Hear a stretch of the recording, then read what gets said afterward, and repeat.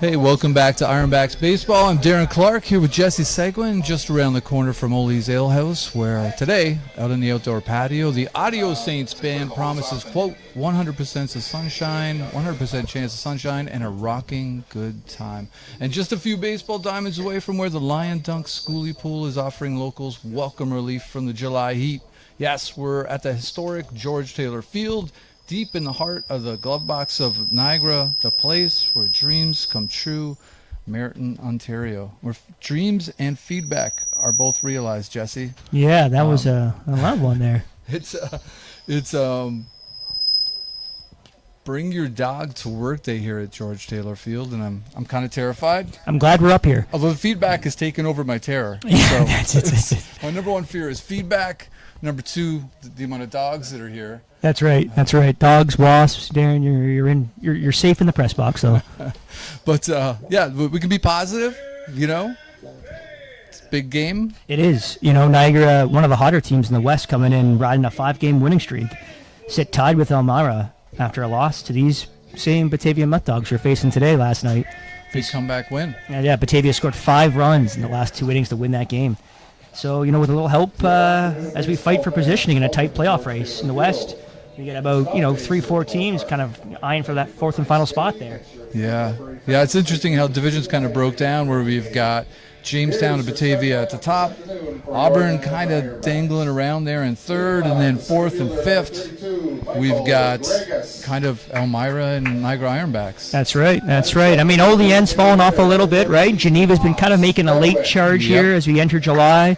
Surprising, actually, winning more games than we thought they would. So it should be a good one today. Batavia's leading the league. They're always they're tough out, so we should be in for a tough one today. Yeah, should be a good game. We got a great pitching matchup. We'll tell you about that in a little bit. We'll let you kind of drink in the announcements of the players, the opening lineups being introduced, and then we'll have anthems, and we'll be back. That's right. Batting 7th, the shortstop, number 5, Carter Shin. Batting 8th, the playing left field, number 10, Josh Bushin. Batting 9th, the playing third base, Oop the Scoop, number 18, Cooper Martin. And batting 10th, the second baseman, number 4, Devin Medore. The starting pitcher for the Ironbacks this afternoon from just on top of the escarpment in Niagara Falls, number 29, Jack Kemp. The Ironbacks team manager is Richard Griffin. He's assisted by Coach Mike Nightingale and Coach Tyson Goff. At this time, fans, let's welcome our opponent, the Batavia Muck Dogs, and invite them to the third base line for the national anthem.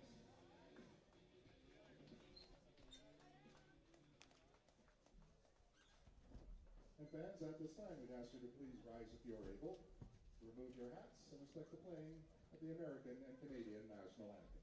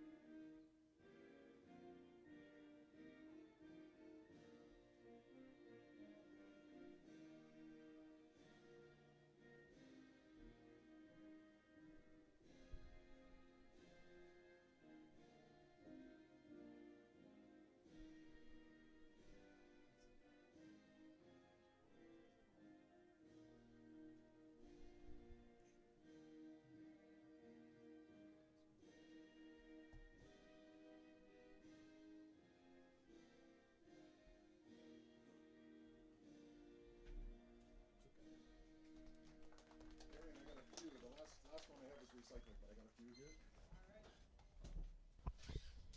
Okay, here we go.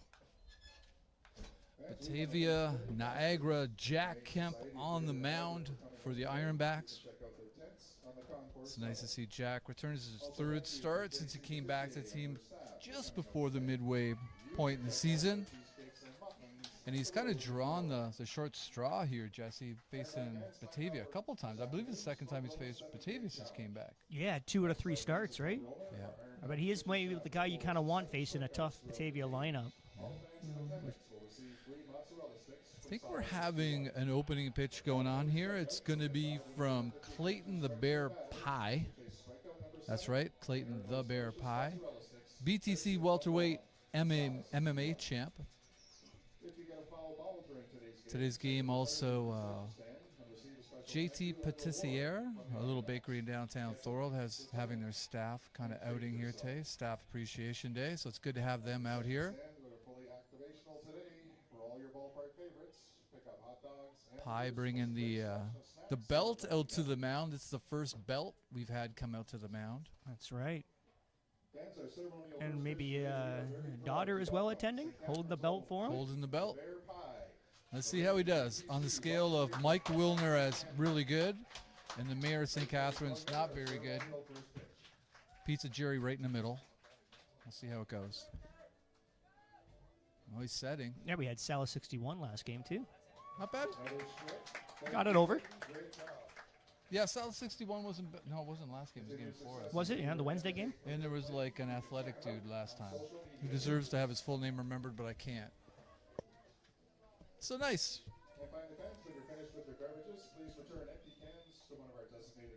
I was a little worried about this Bring Your Dog to Work Day thing, which I don't think is the official title of it, but I thought, you know, if there's ever been the sort of thing you say at the end of the game, wow, that was really a dog of a game we had there. You know, like that was an omen. Yeah. You know, foretelling of doom, but we'll see. Yeah, well, it's going to keep you up here, I think. You probably won't be going down to the concourse too often today. Seeing any dogs? I was saying to Gord beforehand, yeah, we're staying up here. We're going staying safe up here. Saying to Gord, though, they should be giving some, you know, Ironbacks poop bags given away or something, you know, promotional for the fans in the crowd with the dogs. But Ironbacks have just been feeling it lately. We saw it last game where they squeaked out a 4-3 win over Geneva to make that, what was it, 5 in a row? 5 in a row. 5 in a row. But, you know, in saying that, I think they really got to start changing the narrative of the last maybe 2-3 weeks they've been having here and try to get to an opposing pitcher before the 6th would be key today. Kind of playing with fire. Yep. Or actually playing with ice in the case of that, because they've been like stone cold. That's right. Through the first 5 innings. And then like magic, they come to life in the 6th inning. Yeah, and it's such an interesting way of how that happens, because it's been, I think that's entire 5-game win streak has all happened from the 6th, 7th, or 8th, and 9th innings. Yeah. And you know what? We shouldn't forget, they've really been leaning hard on their pitching too. Yep. You know, like the pitching's really kind of allowed for that potential comebacks to happen. Absolutely. You know? Absolutely. We got leading off for Batavia this afternoon is center fielder Jalen David. David coming in here batting .358, and as we know, he's a terror on the base paths. So one guy you want to try to get out of here and not get the lead runner on. Yeah. Yeah, absolutely.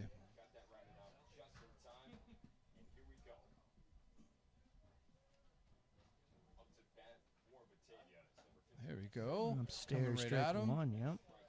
David batting .358, 2 doubles, a triple, 33 stolen bases, as you mentioned. So, yeah, a walk is a double, really, you know? Ooh. Let's see how much life Jack's got on his fastball today. His curveball, overhand curveball was really working well last time. Overhand curveball slider.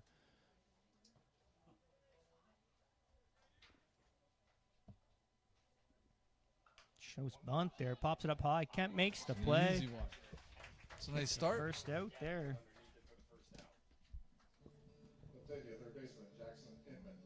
Maybe not the bust bunt there by David, nonetheless. No.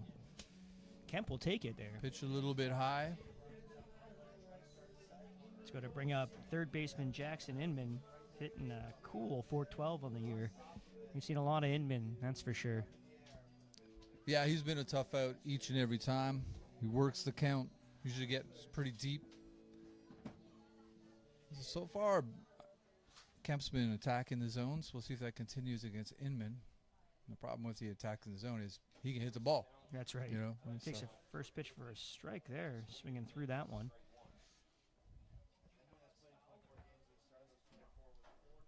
Beautiful day here today. Breeze going right to right field. Not too hot. Higgs swing and a miss again, quickly in the hole, 0-2. Two fastballs up by the crest. Inman taking a second, shaking his head. A little disenchanted with himself thus far. Let's see what Kemp does with the 0-2 count. Ooh, that looked close, but a little high for ball one. Just missing. Be interesting to see how the strike zone plays out today.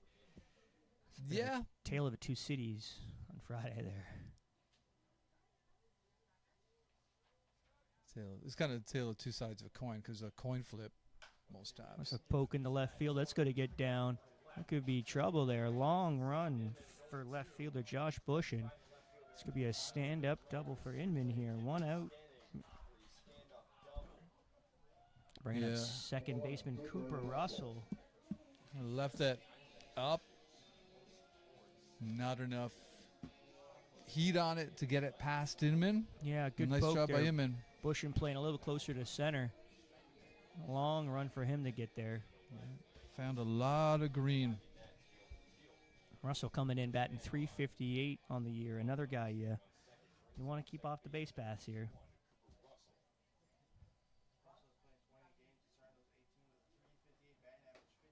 That's upstairs, ball one. Wow. I think the hitter's going to figure out pretty quickly that if you take anything around the waist, it's a ball.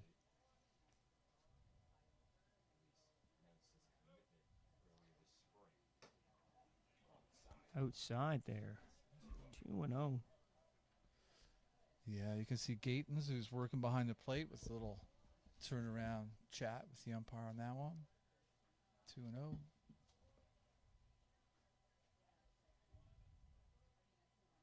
Lots of activity beyond the fence out there. Oof. A poke in the center there. Greg is coming on. Not going to get there. That's going to drop. Inman held at third base. That puts runners at the corners here with one out. Stopped the end of the bat there. Yeah, a little shallow poke. Not far enough in there for Gregus to get there. Yeah, this is a tough part of the lineup, and having breaks like that fall Batavia's way puts our man in a little bit of trouble here. Jack Kemp and Connor Gatens having a conversation out on the mound. I think what's throwing me off is Gregus is wearing a different uniform today. At 32 patrolling center field. It gave me a quick double look there because I was informed and I'm pretty sure wrote down on my scorecard here. I guess we'll find out when he comes up to lead things off.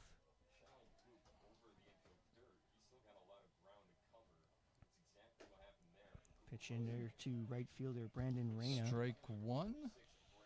Nice pitch. Something off speed for Reyna. Kick things off here.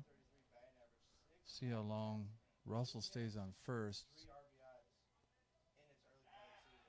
Checks him at almost first. got him leaning. You can see him a little stutter step. First step towards second base and then had to boogie to get back to first. Butterfly floats above the baseball field. That's pretty. And it comes back. Another check out first there. Kemp giving some attention to Cooper Russell on first. Russell with 15 stolen base, one caught stealing thus far this season. So upstairs, 1-1. Looks like this will not be an expansive strike zone today. It's going to be a tight one.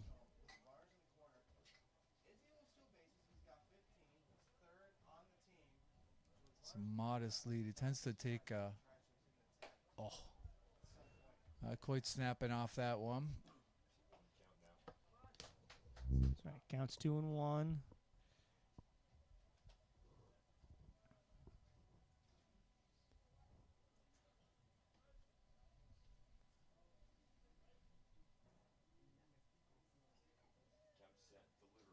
Nice pitch.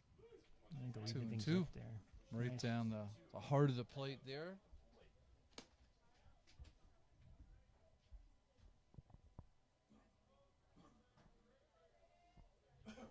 Reina's only had 6 at-bats for Batavia thus far.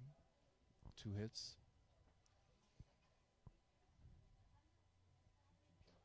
Runner's going. Chopper down there to third. It's going to be trouble. Martin fields it. Toss to first. Gets the runner. Second out. But Batavia scores the first run in the game and an RBI ground out by Braden Reina. Didn't have the infield in. That No. was the problem. Who would have thought we'd say those words? In this economy? Infield in? Not in?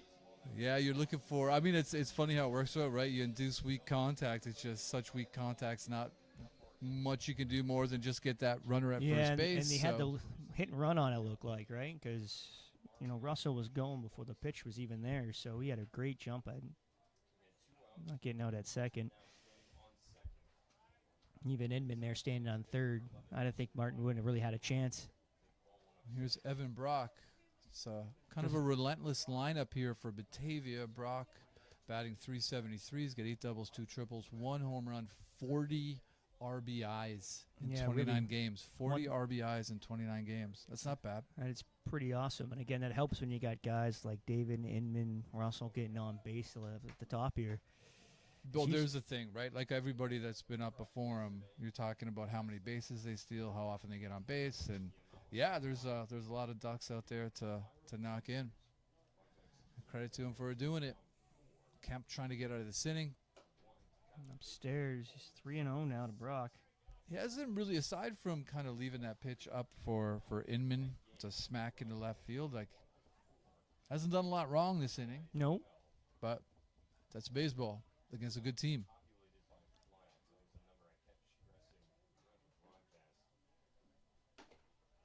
Strike there. 3-1 now. Trying to dial up that fastball a little bit. Beautiful day here at George Taylor Field. Lots of activity, like I said, over the golden fence topper. You can see a couple games going on and other diamonds. There's a shot there to Shin at short. Easily handled for the toss to first for the out. Down goes Batavia in the first, but they get one. It's 1-0 as we head to the second half of the inning. 1 run on 2 hits. There was 1 runner left on base.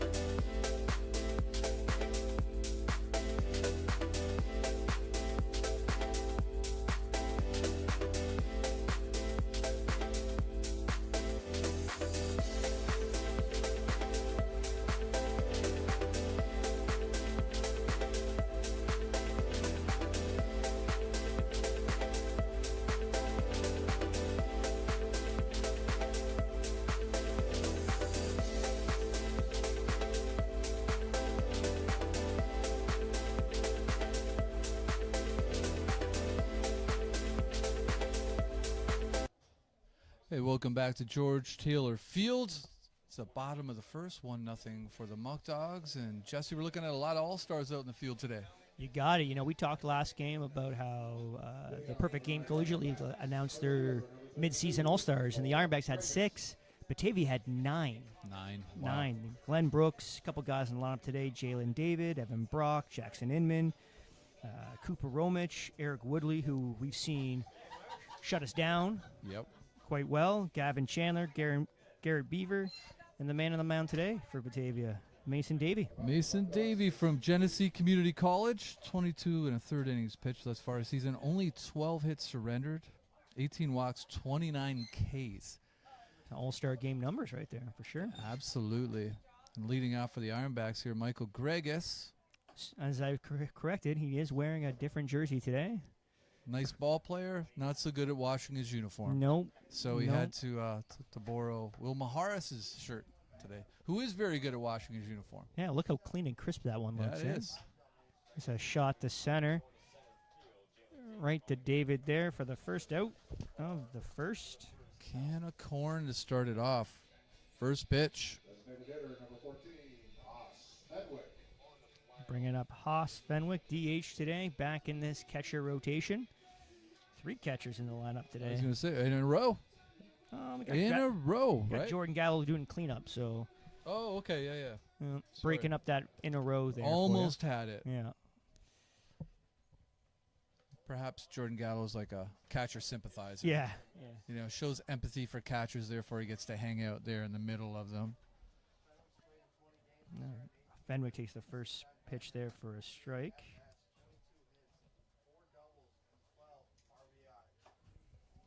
Just outside for ball 1. Haas Fenwick, one of the Ironbacks All-Stars. It's been a little bit in the doldrums of late, trying to find his best self again.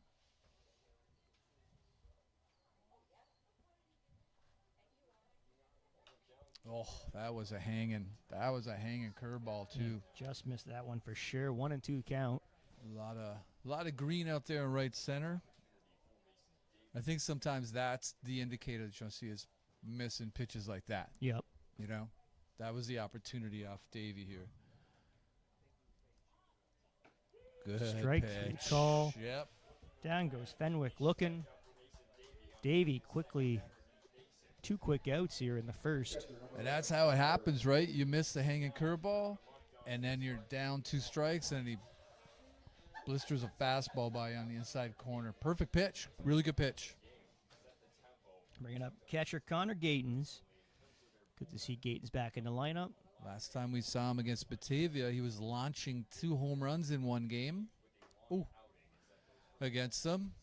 In the 6th inning. I believe that was the 6th inning as well, was it not? Yeah, I think that's when the 6th inning magic started. Yeah. Was after Yeah, that that's game. right. That's right. He got him back in the game there, actually. They had a huge lead to try to chop down. And then first one was a solo shot, then came up in the 7th and hit a grand slam. Yeah. I mean, it's important to remember, last year, the Ironbacks didn't come close to beating Batavia. Not No. even close. So beating them this year was a pretty big deal. But since then, Batavia's kind of stepped on the gas. Yep. You know? And it's been tough for the Ironbacks to try to take another game off them. But they certainly lurched back into the game last time. They forced Batavia to bring in their closer. Yep. Tarzan, King of the Jungle. Yep. Came swinging on in to shut things down.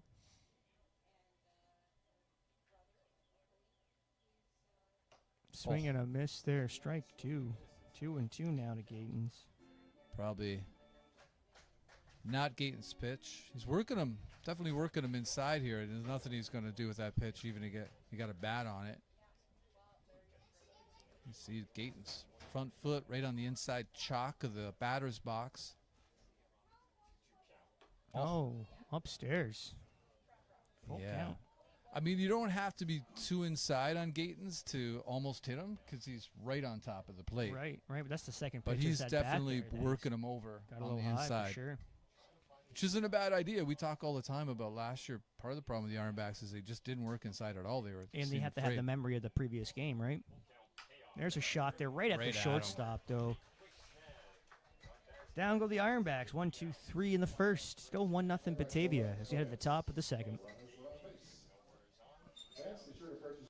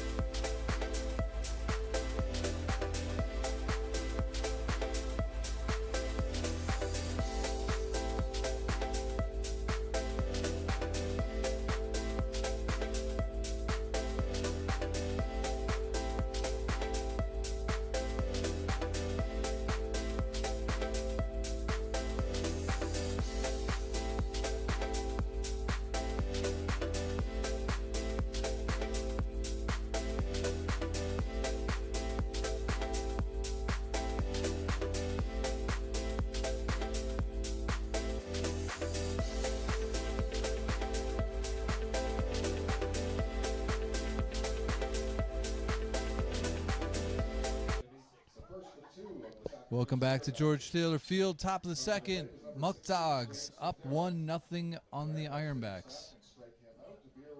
Yeah, they went quick work there, the Ironbacks, in the bottom of the first. 1, 2, 3. Yeah. Usually these Batavia games are pretty lengthy affairs. And I've set up, a lot of times we're talking about comparing, contrasting Upper New York State with Southern Ontario, and I felt like this whole time we're going through pop culture. We're looking at planes, trains, and automobiles, for instance, being filmed in Batavia. Chopper to second. Mador handles it for the first out. Nice. And I felt like this whole time, like I've been missing stuff. Like there's been some giant thing that I'm not really conveying that I think is important for us to know. And I figured it out yesterday. And so today, hopefully, over the course of this game, I'll offer a greater context for the here and now. And it'll involve Batavia, Napoleon Bonaparte, the War of 1812, baseball, the Hitchhiker's Guide to the Galaxy, and Jackie Robinson. Wow. Maybe. Maybe we'll pull it off. Maybe we won't. I know there's a lot of game to go. But yeah, so the life, the universe, everything is on the table today. Well, I can't wait. 0-1 that count here to Jaden Vasquez. Ooh, nice little pitch by Jack Kemp. If he can start hitting with that pitch. When he's really got that pitch dialed in, he's tough. Yeah. And then if he can just get like that little extra zip on the fastball. Vasquez fouls that one off to stay alive here. I'm feeling like, and I don't know about you, but I'm feeling like just a titch below in terms of velocity than what we saw last year. Yeah, I'm curious. We got the radar gun there in the front row. I'd like to maybe find out what he's hitting there. Ooh. That's inside. Yeah, it looks like the gentleman from Batavia have it. You can just go sit behind him. Yeah. I definitely can't see it from here. Surreptitiously. Bring your microphone. We might lose connection out there. I don't know. And that means I got to go in the dogs, Darren. I don't think I want to do that. Easy fly ball in the right field there. I know that's not your forte as far as being able to see. Can you see it today? Right field? No. No, okay, so it's a nice catch by Jordan Gallo. I was leaving that to you, actually. Easy one. I forget that you can't see that section. So we'll start here with, you might ask, what does Napoleon Bonaparte have to do with Batavia, with the whole discussion of Southern Ontario and everything? Well, the name Batavia is actually derived from the Batavian Republic, which was conceived in 1795 after the Batavian Revolution. And that came about with the accession of Louis Bonaparte, our guy, Napoleon Bonaparte, to the Dutch throne. Interesting stuff. Yeah. Yeah, so there you go, right? So there's our start on it. And as we've talked about at length, Batavia's long been the Cleveland's minor league sort of town. Right. The New York Penn League, Yep. right? Do you know before they were called the tragic name of Cleveland Indians, you know what they were called? I got no idea. The Cleveland Napoleons. Oh, wow. They were actually called the Cleveland Napoleons, Cleveland Naps, Okay. after Nap LaJoy. He Interesting. was their player, one of the great players of his time, rivaled with Ty Cobb. Mm-hmm. 1-2 with that miss. Yeah, the DH Jalen Rock.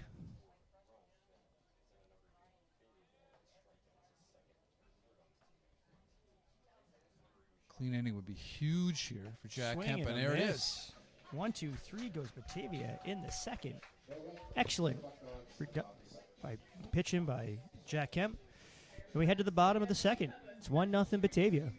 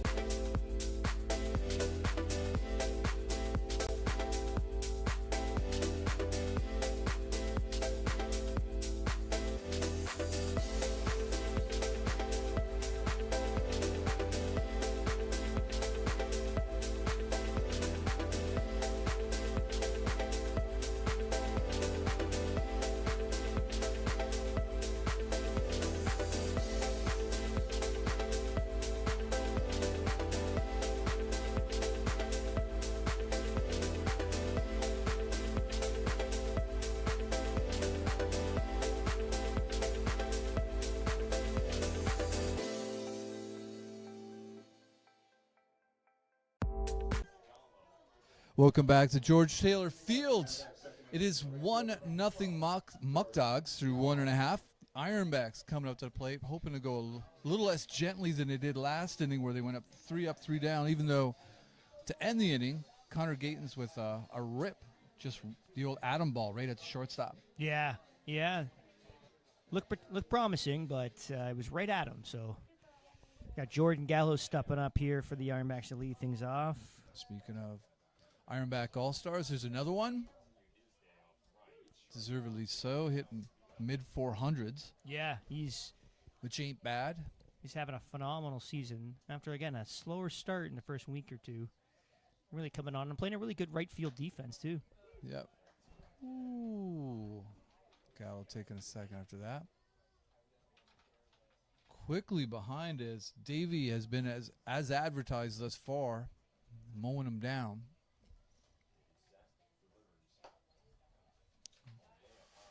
Missing arm side with his fastball. I think a lot of times the measures of the best hitters in this league are being tough when there's 2 strikes. Like we Yep. saw Inman last inning, right? There's a shot to right there, right at the right at him. fielder. Brandon Rainey for the first out here. Bringing up usual catcher, now playing first base today, Josh Bullock. We got another Ironbacks All-Star here. It's been a game of All-Stars this afternoon. Aside from Gatens, who always makes the count go along, Some pretty quick at-bats here. It definitely has been. Again, maybe the Ironbacks are working to get to the 6th inning so they know they can finally start scoring. You know, get there as quickly as possible. Upstairs, ball 1. Ball 1. Nice little crowd here for a Sunday afternoon. It is a lot of umbrellas out here because it's a warmer day. You should make a comment on Friday night's game and just how electric that crowd was. Best I tell you, crowd we've seen here for sure. Starting the self-made clap. Yeah. Self-starters, those guys. Right? Yeah, it was great energy there that night. Really nice curveball there, by the way, from Mason Davey. Brings the count to 1-1.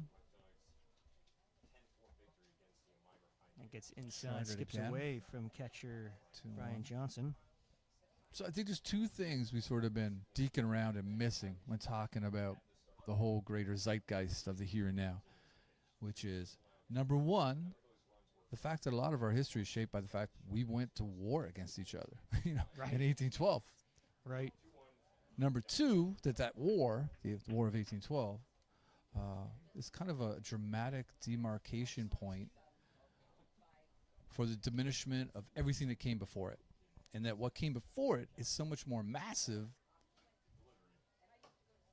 Nice take up high. Gets him a walk. That's right. So we're focusing on this kind of slender little spot of history. You know, the United States is 250, you know. When we're talking about what came before it, we're talking thousands and thousands and thousands of years, right? Mm-hmm. Mm-hmm. So we'll explore that a little bit more, but Hank Vandermeer's up at the plate. Does he have his usual... Usually has a pretty big posse traveling with him to these games. I don't see him usually sit in front of us here. I think they were the orchestrators of the self-clap. Yeah, they were definitely heavily involved in it, no doubt.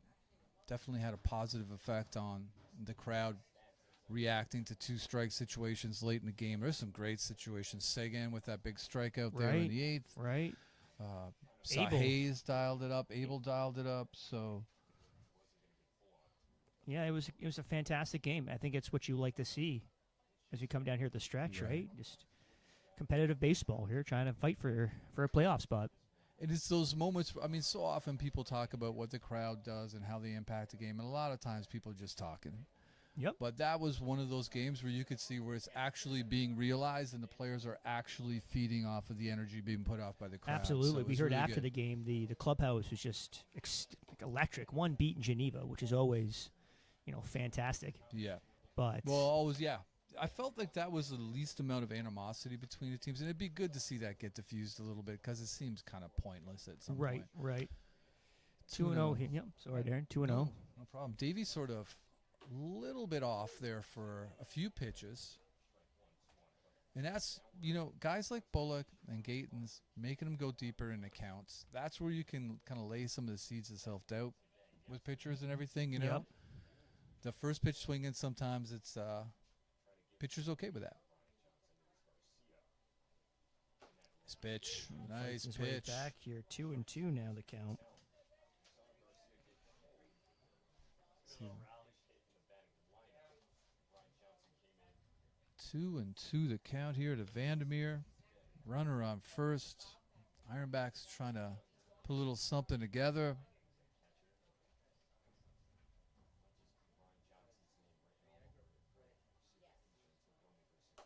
Just missed. Full count. Runs the count full here. Vandermeer waiting for his first attempt at a swing here at this at-bat. Yeah. And we know that when he really uncoils, he can put a lot of... Yeah, we saw him on the Monday game here last week. His mom's birthday there. He sent one deep to right field. Yeah, had a good day for his mom's birthday. There it is. Just foul down the first baseline. It's a tough pitch to do much with. Kind of diving down into his hands. Everybody here who's happy finally gets a chance to show it. Right. So, just been waiting and waiting.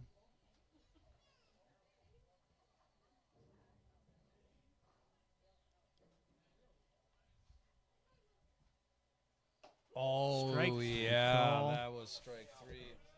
Second strikeout of the afternoon for Davey. 2 outs here now. Vandermeer felt a little crossed up there. Yeah, you saw it in the second strike, actually. He was very disappointed with himself, I think, for not swinging at that one pitch. And then you kind of put yourself in a hole now without actually really swinging at anything at that point. Mm-hmm. Nonetheless, 2 outs, like I said there. Carter Shin, shortstop this afternoon, coming in for Niagara. Bullock still standing on first base. Upstairs for ball 1. We've been kind of waiting for Carter of last season to show up, and coming back from injury, it takes a while. And how important that would be for the Ironbacks here as he starts trying making a run here, right? We've seen signs of late. Ball skips away from Johnson there. That's going to get Bullock down to second base, putting him in scoring position.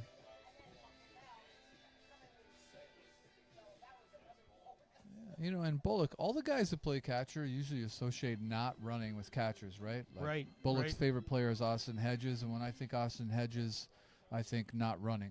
Yeah. That's the first thing I think of with Austin Hedges. But he's been aggressive out there, right? They all have. We were talking about Kieran Cutler. We talked Yeah. about how quick he can be, deceptively quick on the bases he is. Yeah, we saw Haas Fenwick play left field. That's right. Yep. And Bullock's there playing first base today. Davies stepping off behind an account here 2-0. A little bit longer ABs here in the second inning from the Ironbacks. Getting to see some more pitches. That can help you out later on. A curveball. He's really gone to that curveball when he's been behind the count. Yeah. That's what he did last at bat there to Vandermeer. That's what we saw in the starter, too, on Friday night against Niagara there. Really Yep. just throw the curveball. Well, everything worked off of his curveball, the guy from Geneva.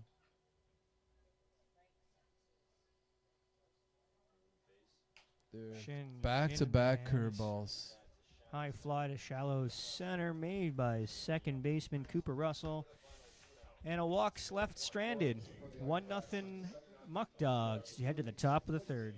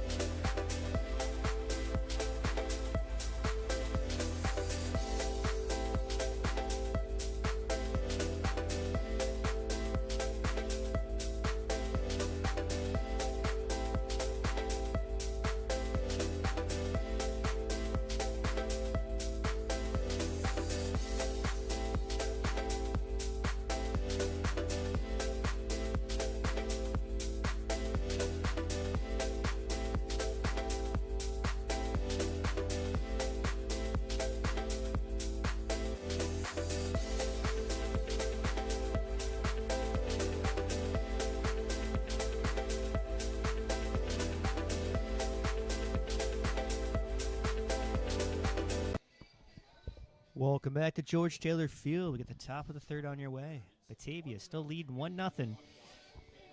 Better showing for Jack Kemp in the second inning there. 1-2-3 gun to the Met Dogs. Let's see if he can keep that going here. He's retired 5 in a row now, so he's got Brian Johnson, the catcher, coming up for Batavia. Lead singer of AC/DC. Yeah?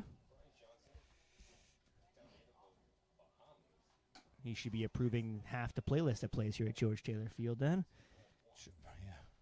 Yeah, exactly. Want to know the count here quickly.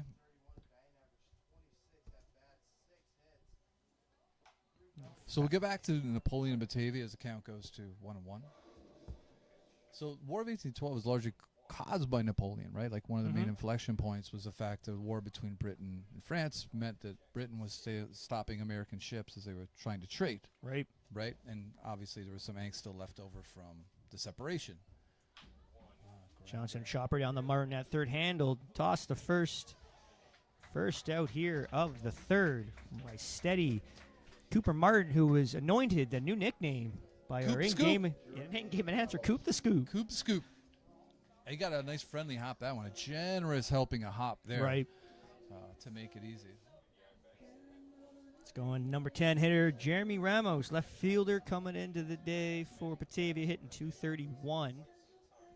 Definitely want to get through the bottom of the order and not carry anybody over to be eligible for scoring when the top of the order comes marching in, right? So Right. It's good for Jack there.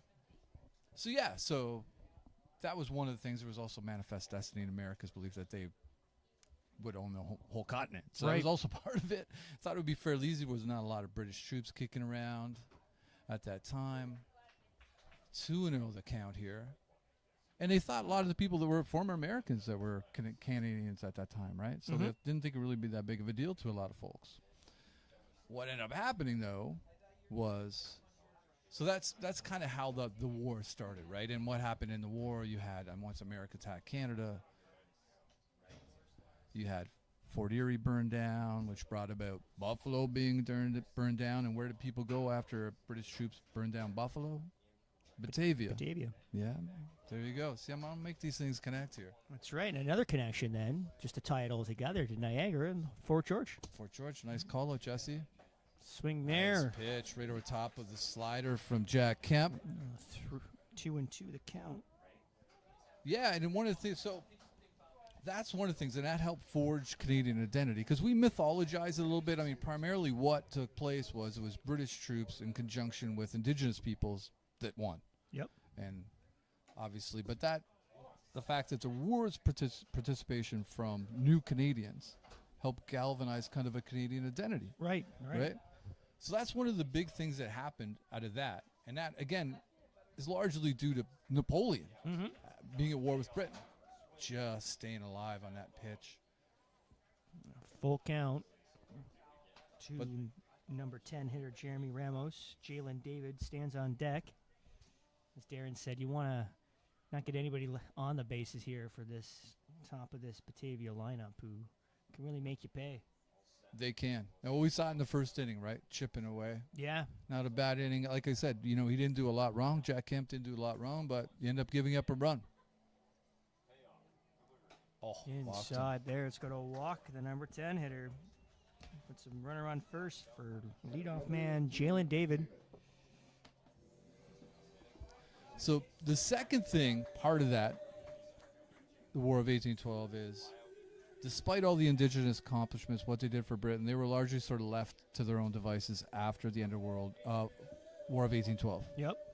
And that sort of allowed for American expansion, and American expansion was already in full bloom because Napoleon had sold them the Louisiana Purchase in 1805. Interesting. Yeah, and I mean Louisiana, that's a huge tract of land, right? We're talking like 828,000 square miles, right, from the Canadian border all the way down to the Gulf of Mexico. Napoleon, man. Interesting. Jack losing the strike zone a little bit here.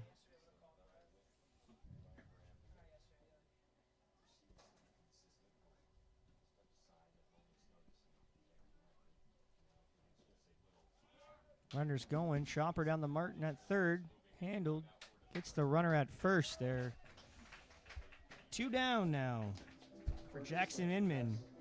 If you're the Ironbacks, there's not enough ground balls that can go to Cooper Martin. Right. Do you know? It'd be nice if the tractor beam just sucked them all right to there. Arian is just doing stuff with the music today. Unheard of. All magic all the time. Yeah. I don't know. For those of you that are at home watching this game in Niagara, like I always say, why? You should get down here. And now that we got Arian on music, we had back-to-back-to-back versions of Burning Down the House, starting with the original Talking Heads. Right. We just had Imagine on there. Like the walk-up music's definitely going a different direction. Well, he's been sitting here listening to you all season, so he's had to make some improvements. So Badgering and whining Yeah. like a baby. Runner on second. Now here's a guy you don't really like to have at the plate, Jackson Inman. Yeah, Inman hit that double, just kind of shallow left, but you had Bush and kind of playing closer to center there, long run, And allowed Inman to kind of make it all the way to second, standing up. Fouls that one off. And, so often what the measure of a good hitter is, in a bad at bat, you can still make something happen. Right. You can still hang around, push that, get more pitches, and do what he did there is wait for a little chink in the armor and just serve it up in the left field for some extra bases. So 2 strikes, you're never far enough ahead in the count with Jackson Inman. Yeah, you can see now Bush's actually moved over closer to the third base line. Right, and with 2 strikes, that's the way to go, right? It's down low for a ball, 1-2. Tried something a little different there. Tried the slider down low.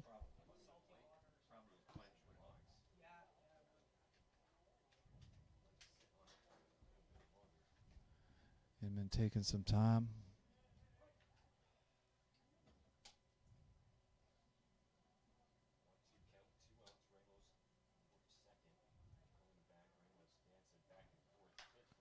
High fly foul. That's going to get into foul territory. Count remains 1-2. I'm kind of surprised they're not playing a little bit more over there, because To it the really left side, seems yeah. like a natural inclination with 2 strikes to go Tighter to down the the line. left field. Like even, you see Gregus moving over in center more towards the left side of the second base bag from our vantage point at any rate.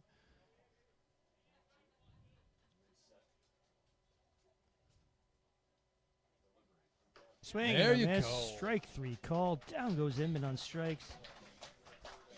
Second strikeout of the night for Kemp. Leaving 1 man aboard. It's 1-0 Batavia as we head to the bottom of the third.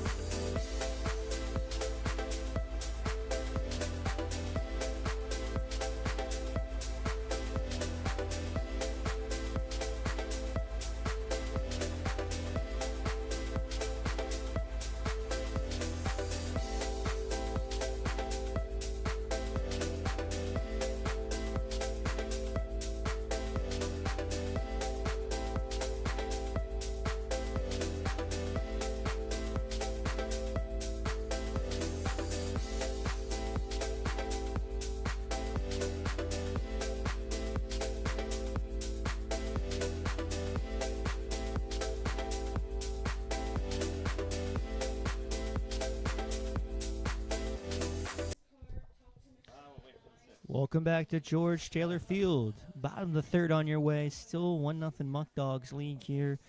Mason Davey making his way for his third inning of work. He's been impressive, but I still think he's... Big Papa having a long conversation with Josh Bushin before he gets into the batter's box. Just wanted to impart that, so I'm not sure what kind of wisdom was being relayed, but... Well, we'll find out if it was positive. It was his call. If it was negative, he missed the sign. Yeah, that's what we were told by Richard Griffin. If something good happens, I called that. If something bad happens, they did it on their own. I say that in the kitchen often. They say, hey, I got to talk to you about last night's dinner. And I go, was it good? Did you like it? Because then I made it. If you don't like it, it's somebody else touched it. I'll go talk to that person. So, strike run from Davey, a little heavier fastball there. We saw at the end of last inning of Jack Kemp's work, we were talking about the fastball and that little extra something something, and what a difference it can make for him. And he dialed it up a little bit there with Jackson Inman. Got the K. 1-1 here.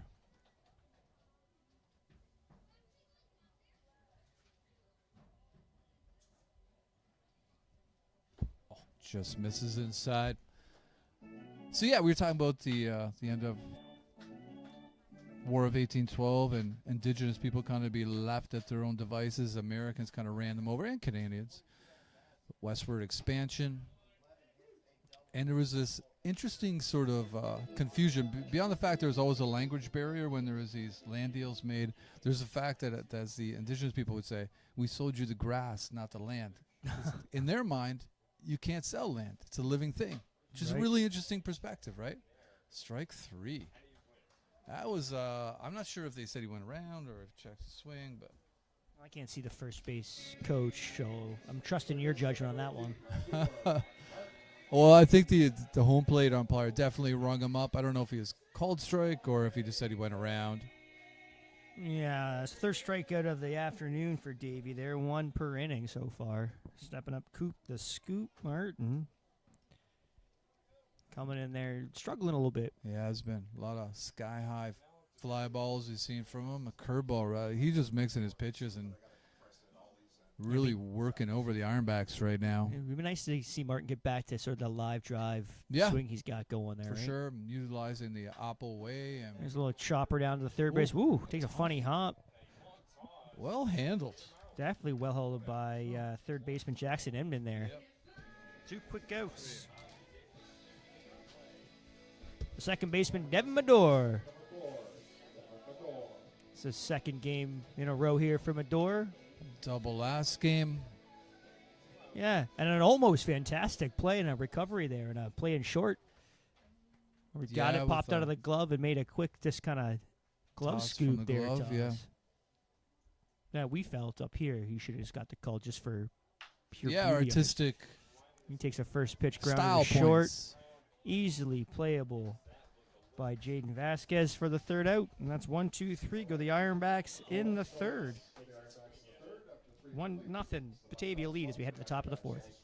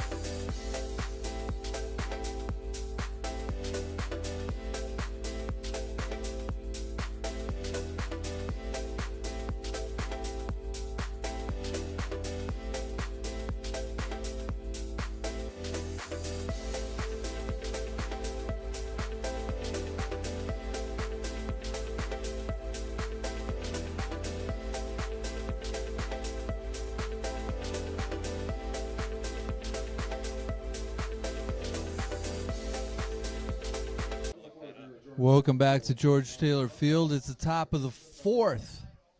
The Muck Dogs are up 1-0. So far, the pitching's been really good from Jack Kemp, who's on the mound right now for the Ironbacks, versus Mason Davey for the Muck Dogs. And we're making it known here to make sure we call him by his correct name, and we apologize for calling him Matt. Yeah, we his last apologized start there. profusely last time. It was That's sad. all we It can was a do sad here. moment. It was a sad moment. Definitely a low moment for us. One low moment of many, I think. Yeah, Yes. that might be the lowest, actually. It's hard to say. Yes. There's like a cavalcade of. Yeah, we've lost Low count in the amount of moments, low moments this year. But I think this game is an interesting kind of litmus test for the Ironbacks, because if there's been a challenge we've sort of dialed in and out of throughout the season, it's like trying to get over on good pitchers. Yep.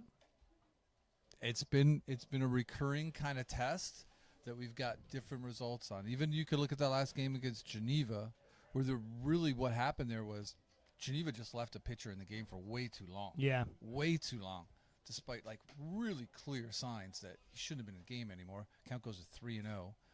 Not the way Jack Kemp wants to start off this inning. Fought back in his last at bat from 3-0. Oh, missing wide again. Walk for the leadoff guy here in the fourth, Cooper Russell. It's going to bring up Braden Rania, right fielder. He scored the only run so far for Batavia in the game there, and an RBI ground out in the first.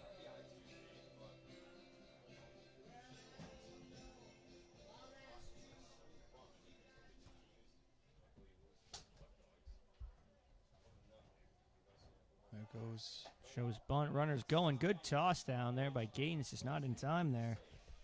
Again, he's this other guy you kind of want to keep off the base pass, is Cooper Russell. Yep. And that was stolen off the pitcher. That was stolen off Jack Kemp. That was a huge chunk he got off of that, no doubt. Decent toss by Gaten, as you say, is too little too late, given horses out of the barn, so to speak.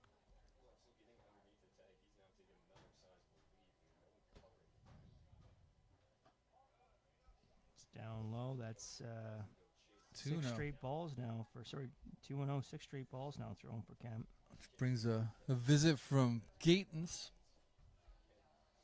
So yeah, so one of the things that I mentioned, I got to bring home the whole thought is, that when we think about this area and the common shared history, and really at one point, like we're talking about 250 years of being kind of separate, and before that, 20 to 30,000 years, perhaps potentially up to 60,000 years, indigenous peoples were here. Right. And then when we arrived, it was pristine. Yeah. It became something entirely pristine. That's really the bigger part of the story, the overarching 10,000-mile view of things. Right. Yeah. It's deep. I was just thinking.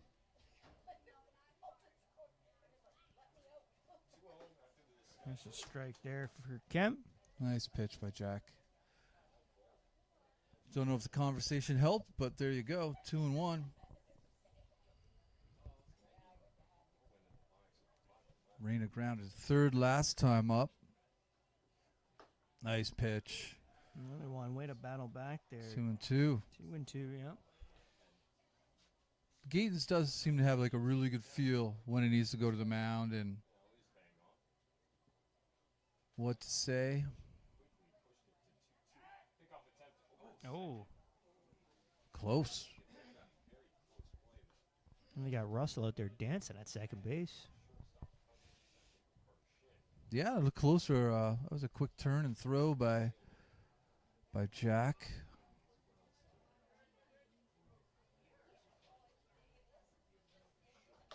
Oh, just missing outside. Let's go to run the count full. Full count. He's putting in some labor thus far this inning. Nobody out so far.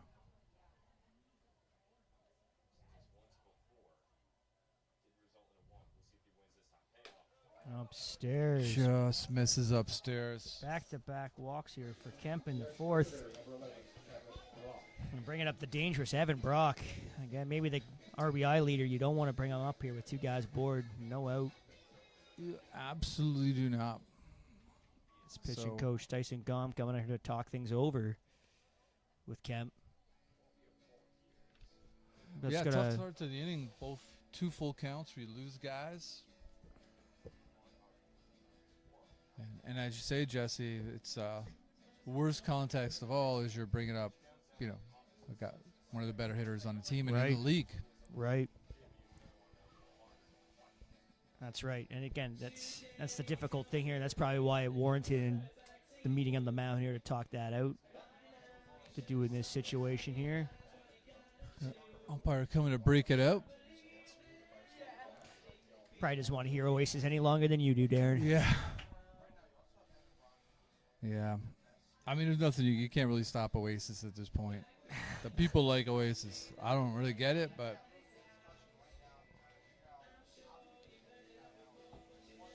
That's right. Brock grounded out to short back in the first and the inning.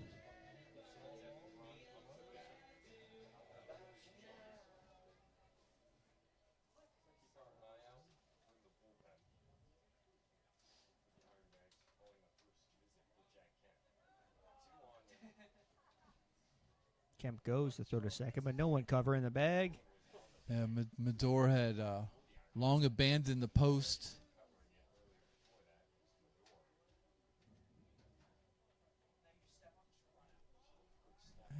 Running game is always something you have to contest, and we always have to remember that.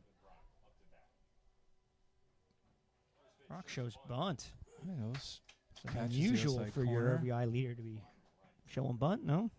Yeah, maybe try to catch him off guard. Showing some guile. They're getting crafty. Could have just been showing it to show it too. We got the corners in for the Ironbacks. What a strange choice by Batavia. Extremely strange. Like, it's just... Like, it's really, like, and to an extent, you're kind of letting Kemp off the hook. It's a guy who's been struggling to throw strikes, and you're just like, we'll take our best hitter and have him come up here and bunt. Right. Which is it's an interesting choice. But going to be swinging away now.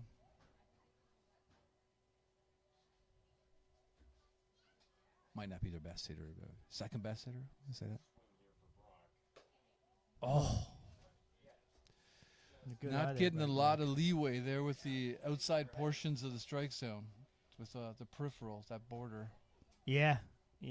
Good eye there by Brock to stay alive here. 1-2 count.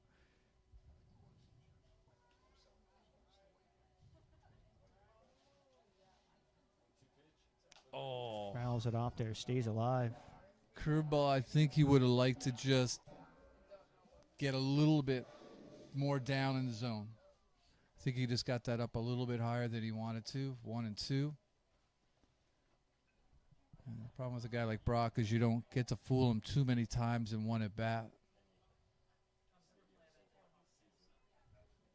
Shaking off Gatens. Picks his pitch.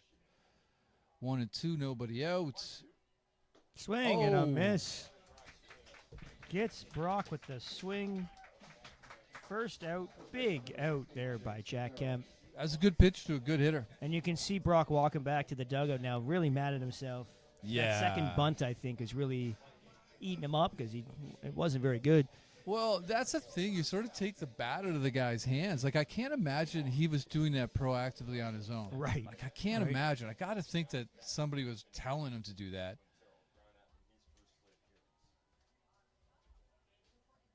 Let's bring it up. James Quintero, the first baseman, who grounded up the second. He takes one right to That's right. trouble if it's fair. That's good. Just foul. Wow. Just foul. That was inches. Yeah. Well, I couldn't tell, but I could tell. I could tell. I closed my eyes and just try to hear where it was landing. And Just here to seek the truth. Yeah, you can't. You definitely can't see it. Now, why Mel didn't see it behind me, I don't know. It's too much emotions in play. It's blinded.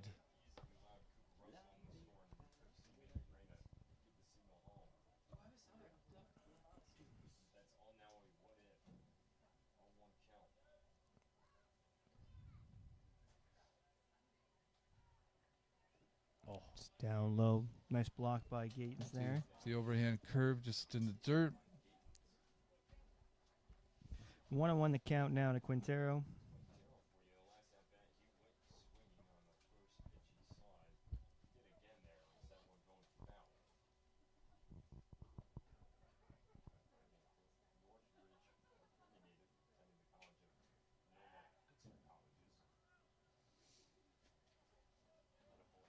Kemp trying to fight through the distraction, keep the runner on. Still stay focused on the plate. It's doing a good job. Doing a good job the last two batters. Definitely. Oh, Swing nice and a miss there. pitch. Nice pitch. One and two. You know, we talk about the Ironbacks do struggle sometimes with runners on base. So Yeah, and we've talked about it before. Jack Kemp got into pitching later on relative to anybody else you're going to see out here pitching. Yep. And those little nuances sometimes can be challenging. We've seen him sort of continue to evolve in that regard. 1-2 here to Quintero. Probably got him set up for a fastball, but let's see. Try a curveball again. Inside. 2-2 now. See him shaking off the hand there. He didn't really get the right turn there on the off-speed pitch. It's a good battle here between Quintero and Kemp. Both guys have had their moments. They're still fighting.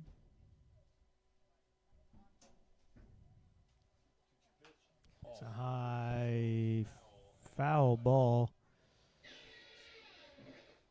I'm guessing not caught, so everything resets. Not caught. It went over the golden fence topper. Okay. Along the right field line, just to really bring it to life for you, Jesse.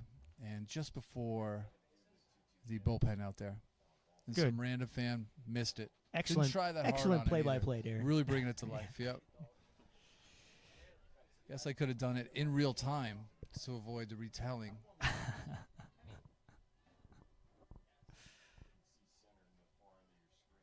Kemp steps off Kemp there. really taking his time here.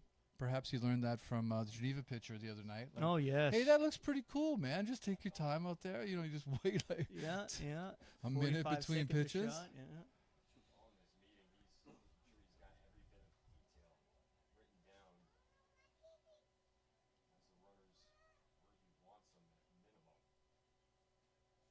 There we go.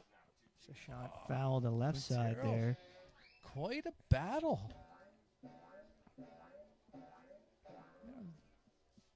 Quintero chatting with the umpire a little bit. Yeah, where that pitch. pitch was. I think the last two pitches he swung at were probably balls, particularly the one before that. Yep.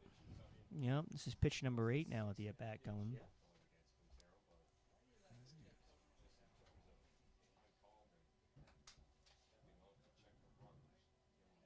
Runners with modest leads here.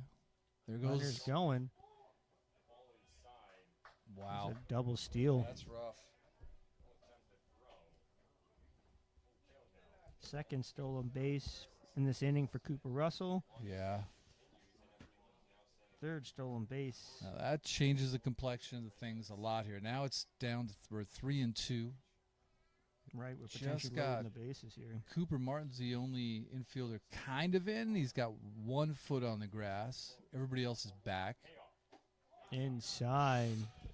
That's going to be the third walk of the inning here for Kemp.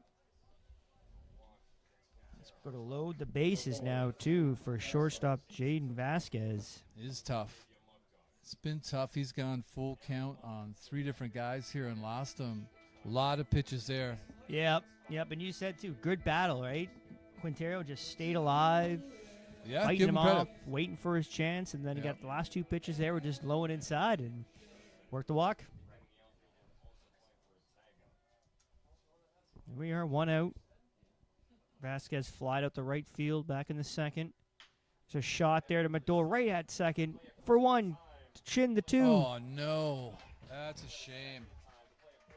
Off the bag. That's going to score a run there. That was a tailor-made double play, but just off the bag a little. Oh, baby, that was a double play that should have happened. So that's giving away runs to Batavia. Probably not the way to go. You couldn't ask for a better setup there. Right? Mador had the move, easy toss Yep. over to Shin at short. That's tough for sure. And let's just make it 2-0 Muck Dogs lead now. 2 out. Jalen Rock struck out in the second inning. Vasquez, I mean, the Batavia's been running wild here today.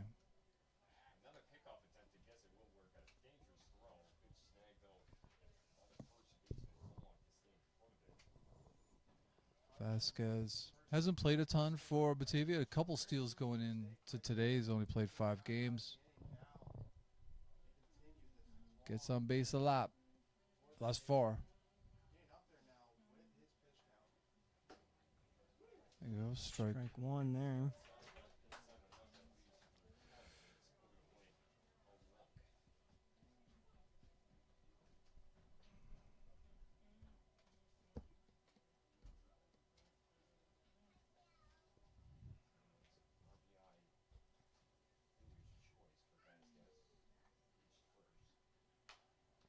Bounce it off there into the high school location behind us. The old Merritt High School got away with one there. That curveball kind of hung up a little bit, but Rock did not make him pay for it. And we'll take it too.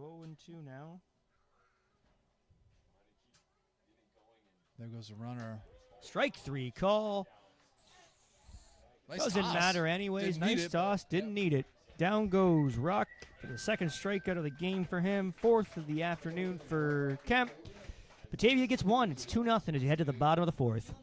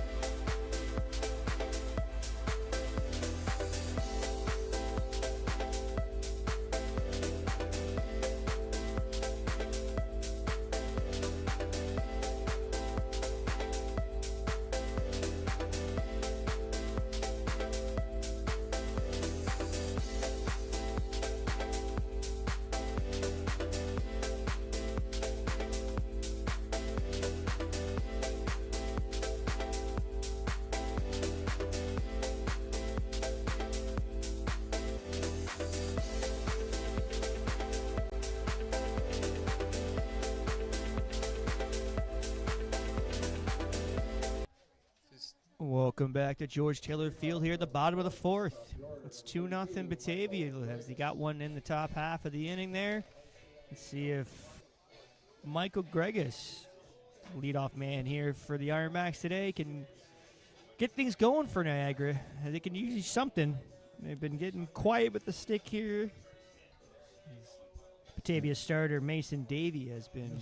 A long wait there on the bench. We'll see if it impacts him at all. Gregus, who one pitch fly out to center field last time leading off the game.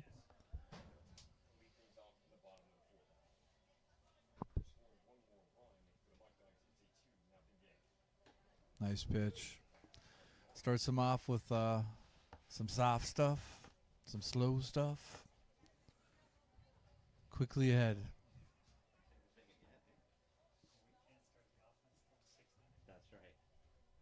I guess shows bunt there. Hits him on the foot. Wow. Okay, well, we got our second base runner of the day here. Still looking for her first hit. Well, we'll take it there. Let's go to Yeah. Haas Fenwick coming in. He looked a little out of sorts there the first at-bat there against Davey. Now, we'll see if Richard Griffin, I know, has to be jonesing for some managerial action. We'll see if he can resist the urge to get the runners going here. Like, I could see a hit and run happening. Davey goes checks Gregus at first base. He's going to upset Mateo Sursta, getting that jersey nice and dirty. Having to make him do laundry again. Oh, is it Sursta's jersey? I thought you said it was Maharis. Oh, maybe it's Maharez. My mistake. Maharis, yeah. Maharez. Nonetheless, someone's going to be upset that his jersey's all dirty now. Fenwick shows bunt there for strike one.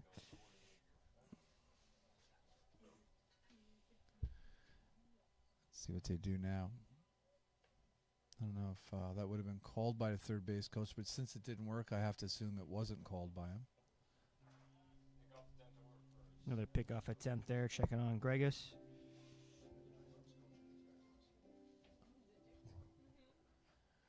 Oh, and 1 the count. Nobody out. Michael Gregus on first base, taking an aggressive lead.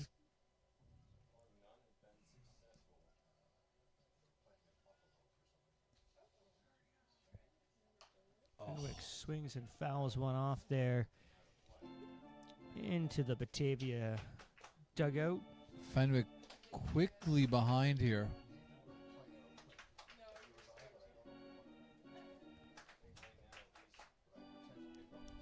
There's a big hole in between right and center there. That'd be a excellent spot to. Yeah, kind of playing straight up. Left fielder playing a little bit shallower just in case he goes opposite way.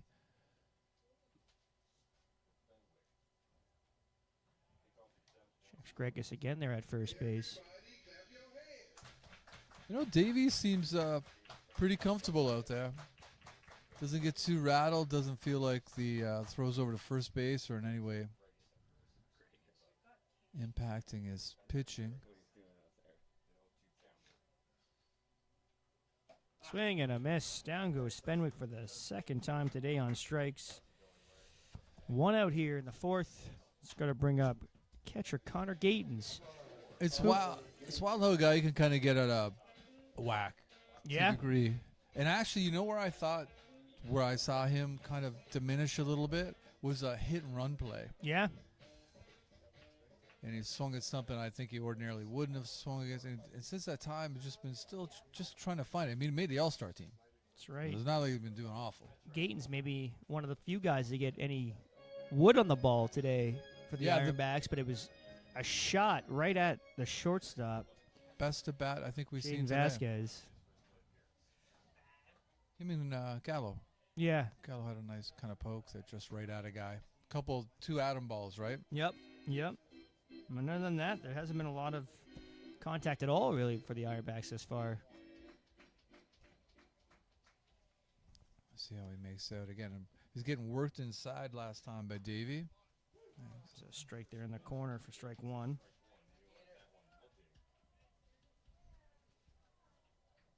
This is a good pitch to start him off with.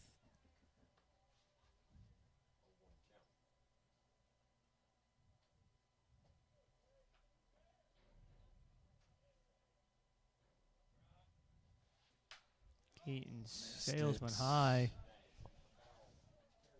It's going to get out of play there for strike Just two. behind the quickly in dugout, hole. Jesse. Hitting off the cement behind the dugout. There appears to be like 700 Ironbacks interns. None of them terribly good at catching pop-ups, I have to say. Nobody even tried. Maybe they got to have a meeting. You represent the Ironbacks.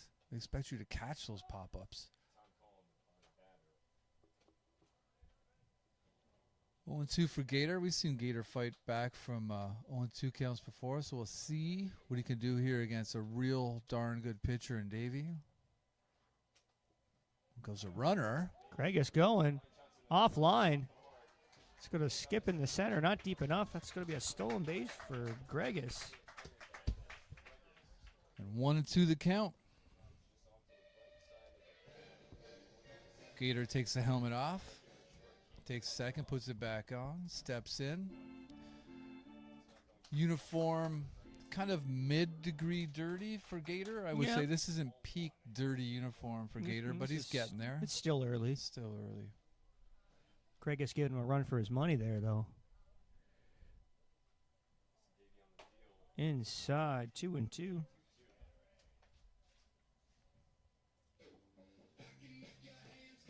This is a nice matchup. It is. And you mentioned it earlier in the at-bat there. Gator's been a real good job of fighting back from 0-2 before. See if he tries that curveball on the inside corner again. Started the at-bat with it. Chopper down the third. Gets Gregus in a run down there. Gets a man at second there.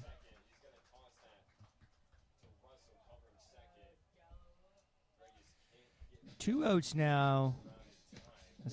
Gayton stands at first base for right fielder Jordan Gallo. That was unfortunate. Yep. But the good thing is that we still have left lots of time in the game. I still have to talk about the meaning of life and Jackie Robinson. That'll come. Something to look forward to.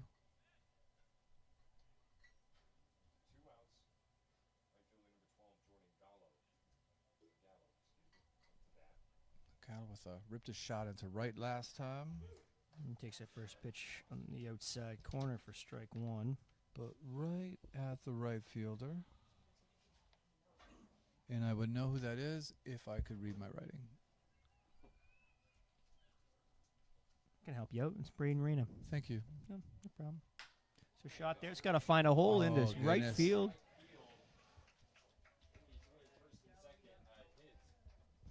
First hit of the day for the Ironbacks. It's tough. You think like maybe an RBI in that situation there with the. I think with the speed of Gregus on second, if he was there, might have scored in that play. But you give Greg. I mean, you got to give him credit. He stole the base. His speed helped him steal the base. Yeah, exactly. The aggressiveness helped him do that. It's unfortunate, Live by the sword, die by the sword, that sort of thing. Yep. Nonetheless, you got two runners on here, two outs. Josh Bullock coming up. He walked his first at bat. Advanced the second on a pass ball, but was left stranded in the second. Upstairs for ball one. That was. Man, if that would have been in the meat of the plate, that would have been something to do something with.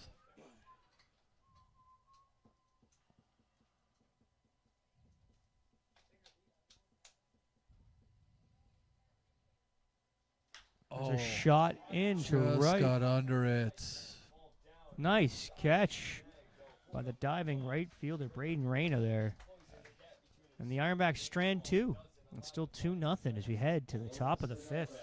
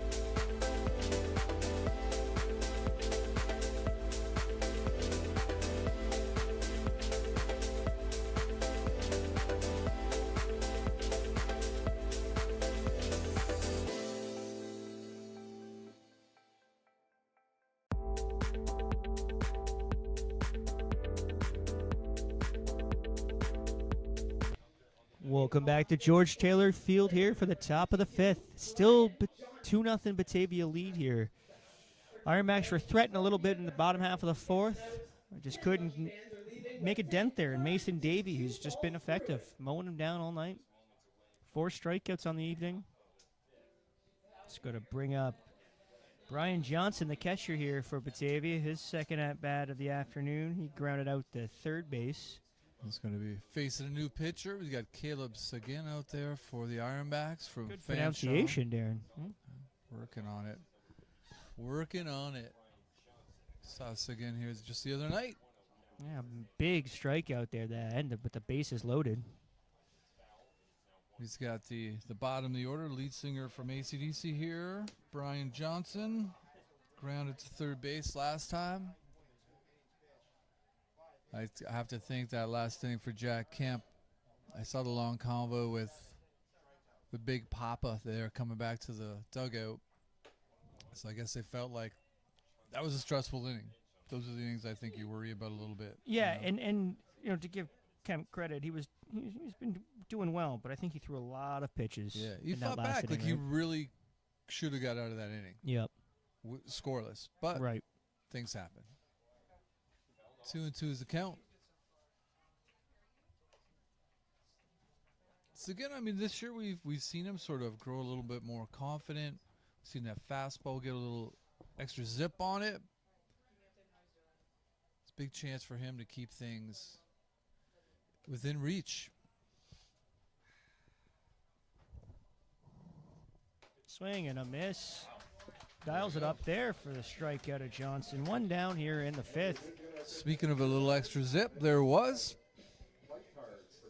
Yeah, and you mentioned it last game there on Friday night. When he's really effective, he's attacking guys with that fastball, right? Yeah, that's really his bread and butter.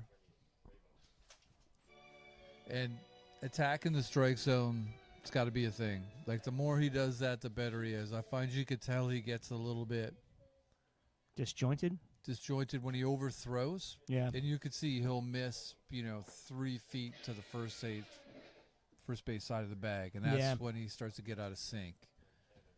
But quickly ahead here on Ramos, who walked last time. There you go. Straight quickly ahead here, 0-2 to Ramos. Again, another big out here would be needed as we're look at Jalen David in the top of the order waiting for Seguin here in the fifth. Yep.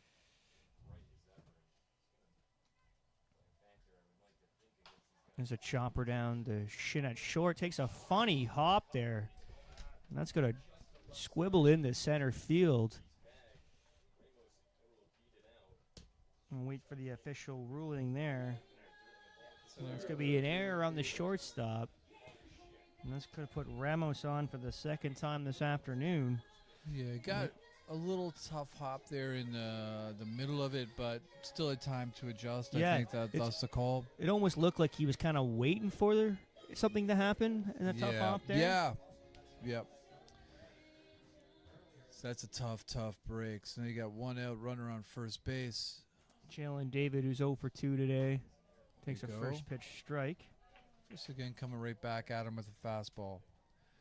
I mean, and that's really for a guy who doesn't get a lot of reps, being with a Canadian college, I think the challenge is, when adversity comes along, Yeah. you don't get the chances to kind of grow with those experiences. Right, yeah. And He had one of himself back on Friday, and he was able to come out of that inning unscathed, right? exactly, and that's how you grow as a pitcher, right? Yep. I mean, so much of this league is about development, and we've had the opportunity to see him develop. 1-1 now.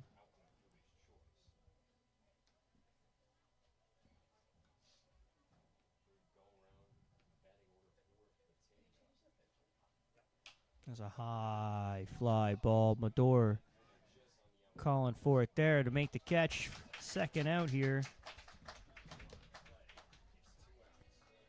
Brings up the dangerous Jackson Inman. Maduro was sorry. No, I was going to say, this is what you were kind of trying to avoid there, hopefully try to make quick work there to not potentially have to face Inman here with a runner on. Yeah, and you're giving away outs. That means the more opportunities to have to see the top of the order. That's right. The less you see of Jackson Inman, the better. That's right. Yeah. And now to what you were starting off with, Jesse. You got a runner on base and he's up. Yep. You know, he's 1 for 2, double. There's a chopper, first pitch swinging in the short, right by the outstretched reach of Carter Shin. That's going to put runners at first and second now. That was interesting positioning given what we talked about last at bat with Inman really punches to the opposite field a lot. Yeah. And they were really shaded towards second base there. So a big gap for him to utilize. That's right. It's going to bring up Cooper Russell here. He's 1 for 1 with a walk, 2 stolen bases, and a run scored. So he's having himself an afternoon. He is. Nice pitch. Nice pitch. Yeah, it's been a really impressive showings this far from Sagan in the inning in the 5th. Yeah, like even that last hit was weak contact. Right. You know. Upstairs, 1-1. See, you got the American flag back up there in center field. That was knocked down in a windstorm. Yeah. Just about a week ago when Jesse lost power for 12 hours. So it's nice to see the flag back up. Down low there, 1 and 2. And my powers were back, so that's also There nice. you go. Exactly. Sorry. Lost a little frozen food. Well, today I lost some frozen food, not because of the power outage, because of a 5-year-old. 2 That's- and 1 the count. That will Yep. happen. Went down to get a freezy. Just never thought about shutting the freezer door. Penelope. And then, of Nice course, pitch. we're talking about this morning and how we lost all the food, and her concern was, are the freezies okay? Well, that's 5-year-old priorities, man. Right. Like freezies are right on. They're the top. Yeah, I- yeah. Little does she know that the freezies could be okay to any situation, really. It's just juice. So there's a shot there to shit at short, makes the play, toss to second. Not in time there. That's going to put the bases full now.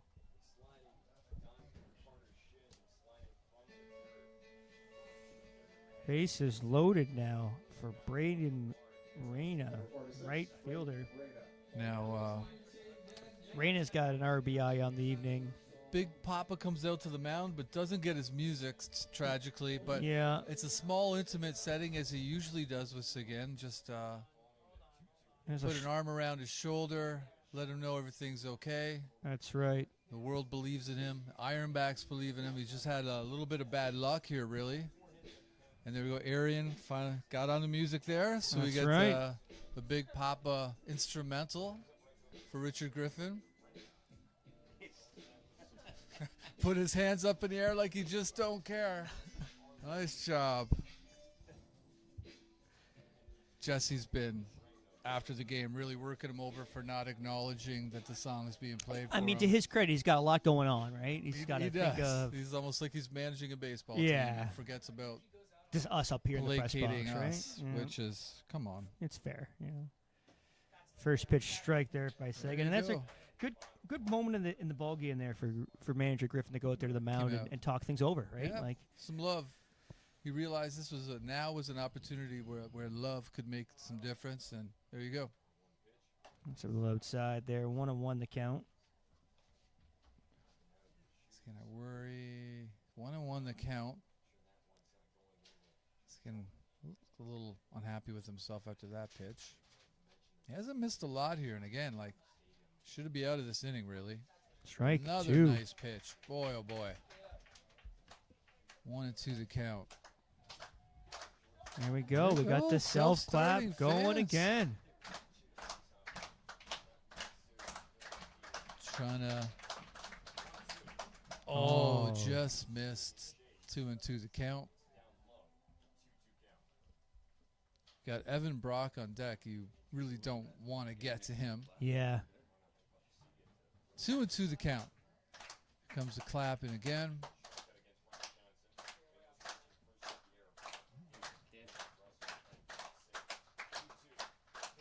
Outside. Full count.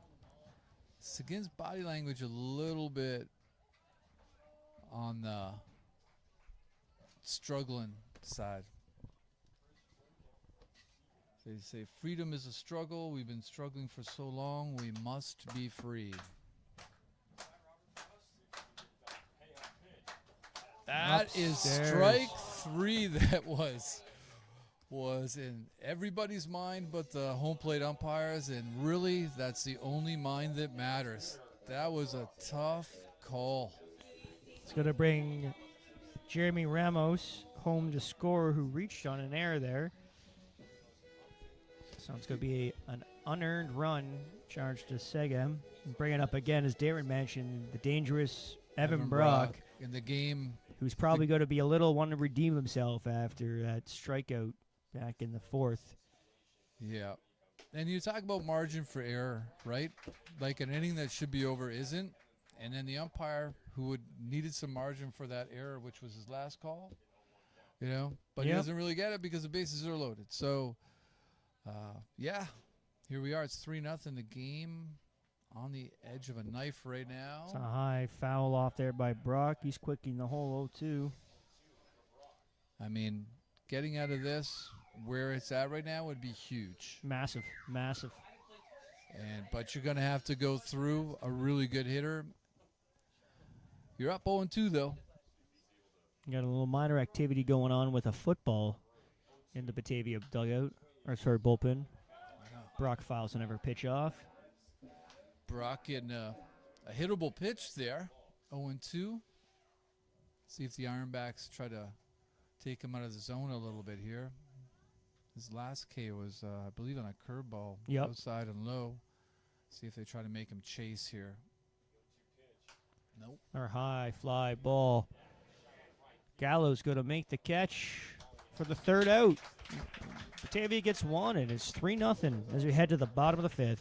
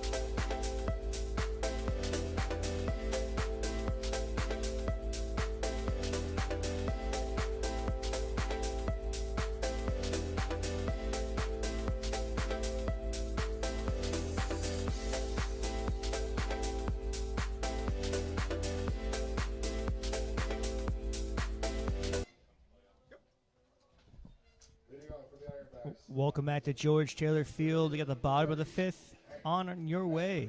3-0 Batavia lead here. Ironbacks still looking to get something going here against Mason Davey. You were threatened a little bit back in the 4th there. Just couldn't make him pay. Got a leadoff man here in the 5th, Hank Vandermeer, who struck out back in the 2nd. Coming up for his 2nd at bat. Gets the sign there from 3rd base coach Richard Griffin.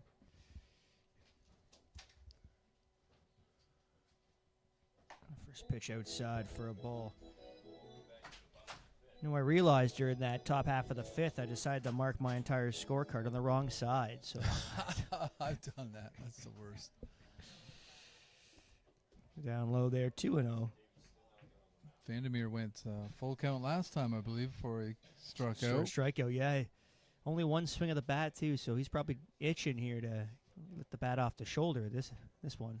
It's been a while since we've seen Ironbacks really make some good contact. Yeah, if I'm going over the new and improved scorecard here, again, one hit on the evening, really only maybe 2 hits. Have we seen anybody make really great contact here? Honestly, the best contact of the day might be Gatens and Gallo. Right. With the liners. Like Inman's was a nice shot to left field, but in terms of really getting on top of one and hitting it hard. That's really about those three Yeah, no, I three agreed. things. And the Agreed. foul ball there last inning from Yep. That was like just inches away. right from I can't remember who that was. Swing and a miss Just there. misses. 2-2 the count. Sorry, 3-2 count now. Was that Quintero with the Quintero with the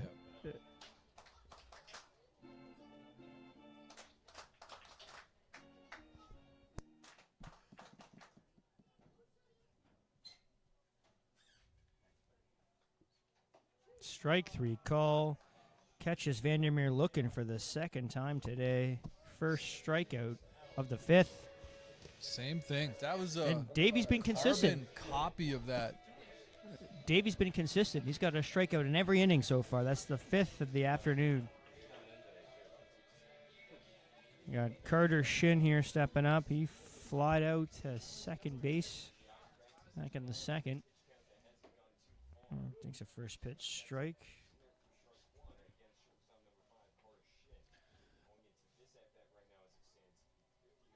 Yeah, I like. Inside there, 1-1 to count. You know, with Davey, I think that's, you know, the parts here, like it's a good curveball, it's a decent fastball, but the whole is greater than the sum of the parts, right? Obviously, the Ironbacks are struggling to adjust to his adjustments. So Yeah. I mean, the good news is the 6th is coming up, so maybe they'll be able to make them pay then. 1-2 here to Carter Shin. Ball skips away from the catcher Johnson there. Evens things up 2-2.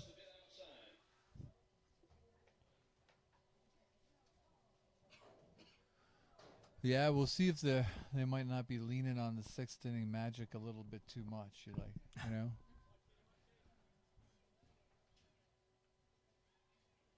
There's a shot there in the left. That's going to get down. Second hit of the afternoon now for the Ironbacks. Putting a runner on first base. Bringing up left fielder Josh Bush and struck out in the 3rd. Welcome to the danger zone. That's right.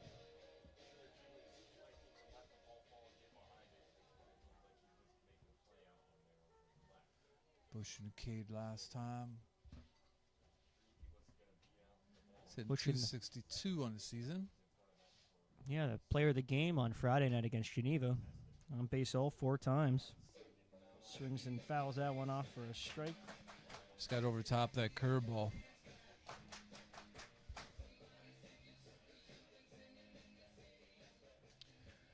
Crowd's patiently waiting for some offense from the Ironbacks.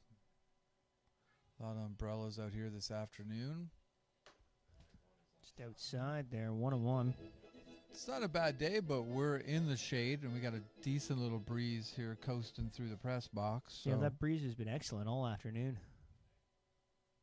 so I'm not sure what it's like out there with an umbrella in your hands. Outside again, 2-1.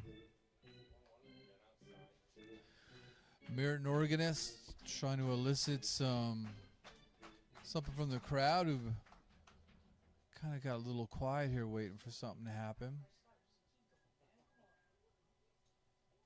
Upstairs, 3-1.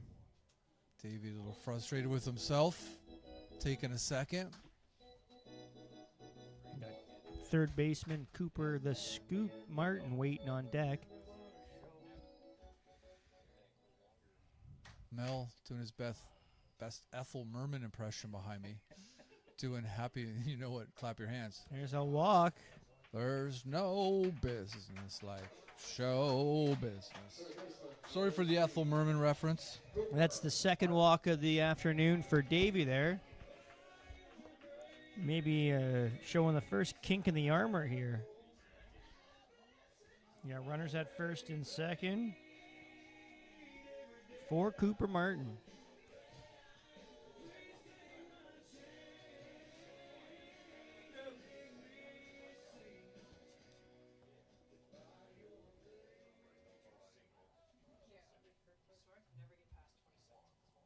Martin's still looking to find the good foot, grounded out to third base in his first at bat. Swing and a miss. Great The high heat past upstairs him. for strike 1.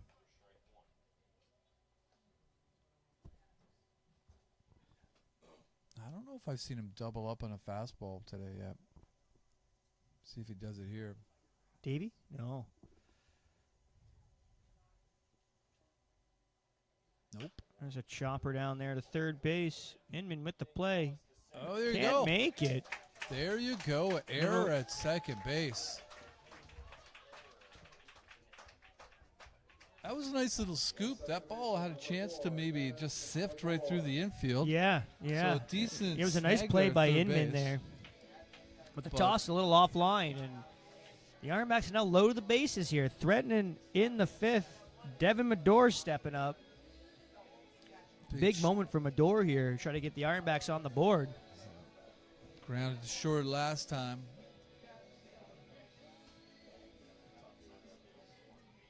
Muck Dogs trying to situate their infield. They've got the corners in. Middle infield back, looking at turn 2 if it gets to the middle infield. Strike at the corner there for strike 1. Good pitch by Davey to start off Medor, who's immediately behind. Gregus on deck, hoping to get some hacks here with.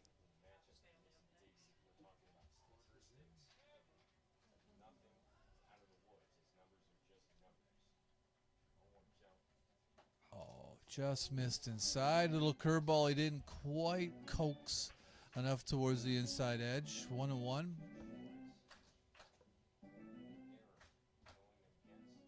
Medor's been kind of trying to find it offensively here. Double last game. So strike at the corner again. 1-2. Traditionally, the spot he has trouble with is those outside corner pitches. 1-2.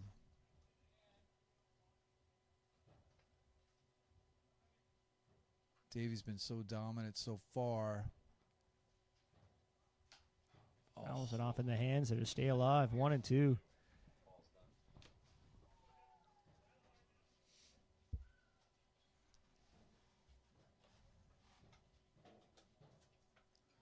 Medor fighting. Well, the butterfly's back. Yeah, Butterfly's been really putting in some laps here. Back and forth in front of the press box.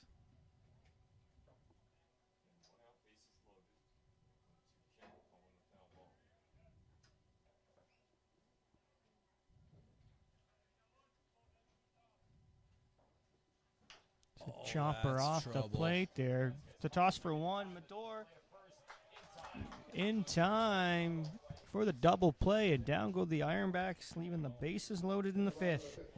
Still 3-0 Muck Dogs. You head to the sixth. This inning is sponsored by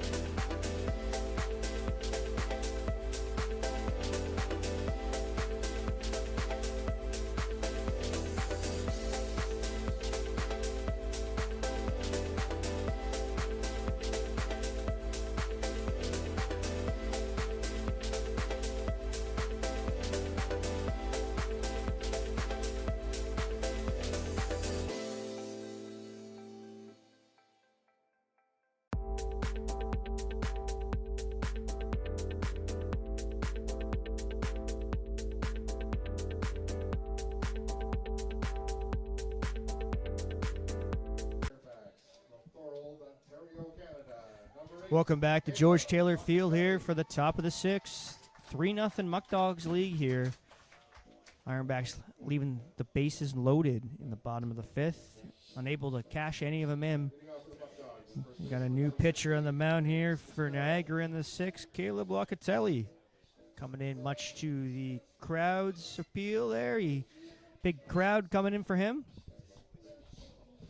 He's got James Quintero, first baseman, stepping in for Batavia. 0 for 1 today with a walk. Oh, gets squeezed right off the hop. Looked like a strike. Looked like a strike at the knees, but maybe those high socks threw off the umpire there. 1-0. Locatelli with some pitch ton, 9 2/3. ERA of 11.17. He goes in too far inside and hits him. He's going to put the leadoff man on board here in the sixth for Jaden Vasquez. He's 0 for 2.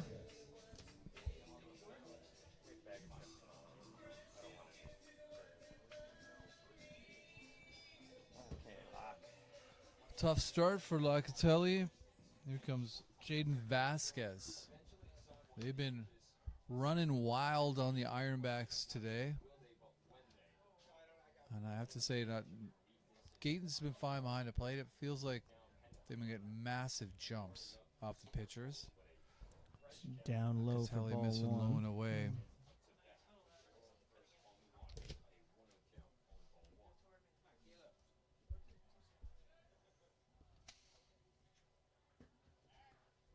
Until he goes to check the runner at first.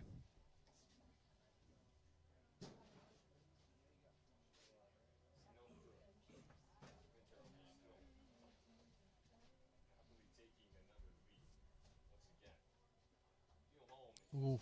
Inside there, ball 2. Just to update as well, we had a position switch here. We had Carter Shin moving from shortstop to third and Cooper Martin moving from third to short.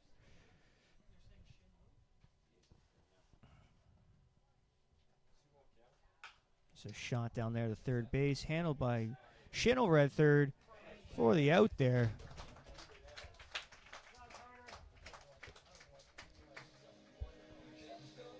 You know, it's a solid play when the music guy is yelling out a compliment to you. Yeah. So he got the ultimate compliment, Arian yelling out, "Nice job, Carter." It's bringing up the DH, Jalen Rock. Rock 0 for 2 with 2 strikeouts. Now, maybe we're saying it wrong because Doug, our in-game announcer, is calling him Roche. Jalen Roque. Either way, coming into the game, batting .259. Got a double. 54 at bats. Locatelli. Fine Thorold name, Locatelli. It's got the requisite amount of vowels that you would hope for somebody from Thorold. Trying to limit damage here. There you go. It's the corner there for a strike. 1-1 the count. We've seen Locatelli play some center field, some left field last game, I believe. Last game he was here. Came in as a defensive replacement, made a nice catch there late in the game. Yep, against right and left, Geneva. yeah. He's back in here pitching. It's a shot there. It's going to find a Right hole up right the up gut. the center field. They're going to hold the runner at third. It's going to put runners at the corners here with 1 out. First hit of the day for Roque. It's one of the tough things, and this is what good teams do to pitching staffs. Yeah, those long counts that they worked Kemp for Yep. makes you move everybody up in the bullpen. It's going to bring the catcher, Brian Johnson, up 0 for 2 himself with a strikeout back in the fifth. See how long Roque is on first base. So again, Locatelli goes and checks the runner at first. Cloud of dust there at first base. Roque got the maximum amount of dirt involved in that slide back to first base. It's going to be a cloud hovering over. Oh, my goodness. Got him. Oh, my goodness. Wow. Batavia is not happy with that call, and I sort of get why. That was interesting. Wow. Goes back to back again to get him, and I guess they're saying Bullock made the tag in the back. Well, of course not. How did I see it? I don't know. Like, unless Roku really kind of went to sleep on taking that last step, I'm shocked by that call. But there you go. That's 2 outs. That's a huge out there for the Ironbacks now. That's shot to Gallo, makes the catch. And we go from having runners at first and third to out of the inning unscathed. 3-0 Batavia as we head to the bottom of the 6th.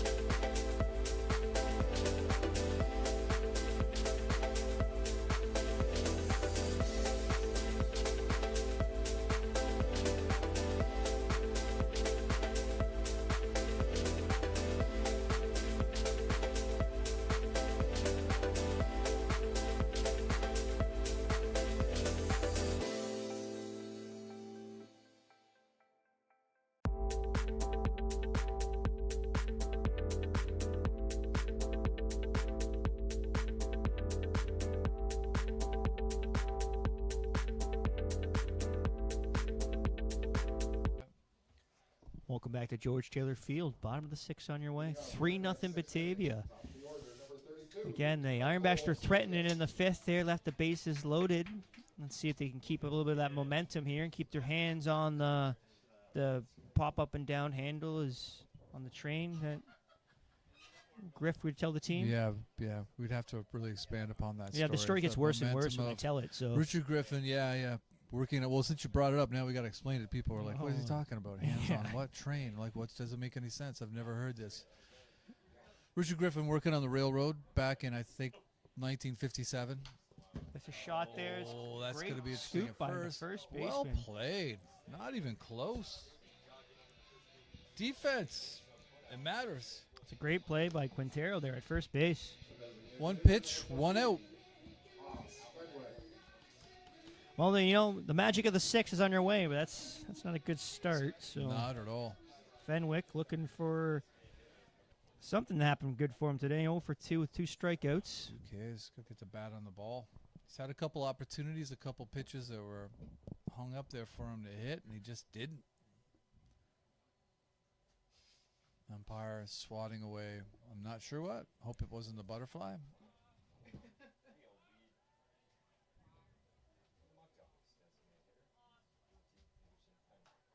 Also one off in the Right hands on the there. hands.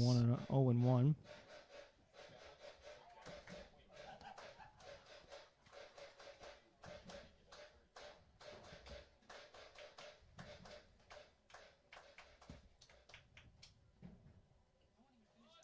Fenwick shows bunt there in the corner.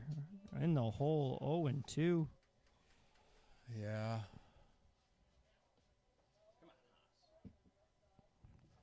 Yeah, squaring around that second time, it really makes you wonder about the confidence level right now for Fenwick, who just seems out of sorts.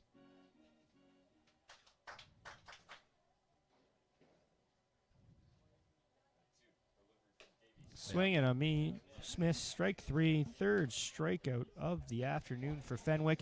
I kind of felt that might have been coming there. He was having a little bit of a I want a time moment with the catcher and the umpire, and the umpire's telling him to get in the box. Like he wasn't totally ready for that third pitch there.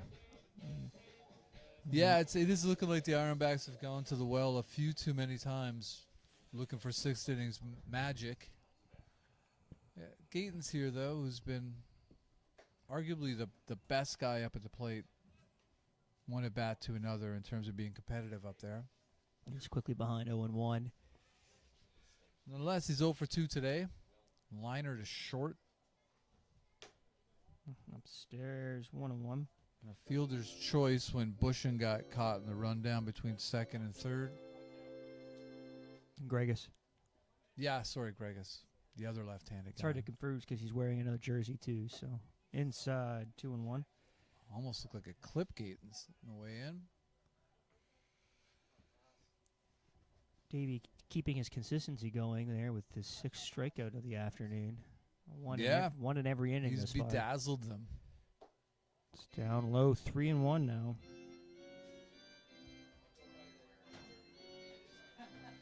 Yeah, he's kind of sucked all the air out of the room, hasn't Davey? He's just mowed him down. Yep. Crowd's not had much to cheer for today. Other than some decent pitching. Oh, there you go. There's a poke. Fair ball down the left field line. That's going all the way to the fence. Gayton's get on his horse there. He's going to get the second base for a stand-up double. Nice poke by Connor Gaines. Like I said, man, he just looks so confident in there. He's patient. Yep. Waited for that. And Hard. that curveball's been coming at him. He's seen it enough times. He just sat back and swatted it down the left field line. Nice poke. That was. And again, a little life here for the Ironbacks in the 6th. A little life for the crowd. Got Jordan Gallo coming up here now. He's 1 for 2. Yeah, with 2 out, this is the guy you're looking for. Speaking of liners, he lined out in the first into right field. Grounded out. A little singled last time, excuse me. A little gap between first and second, I believe. Yep.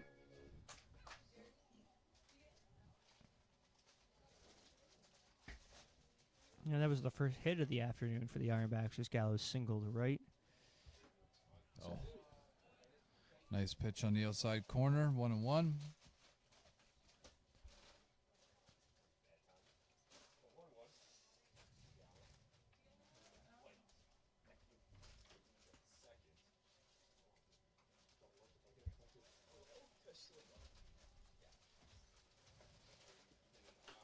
Outside there, 2-1.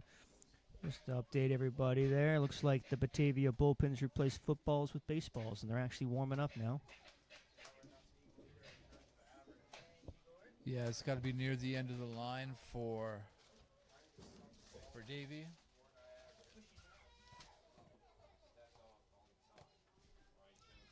Johnson going to make his way to the mound there to talk things over. No relish. Shred of relish.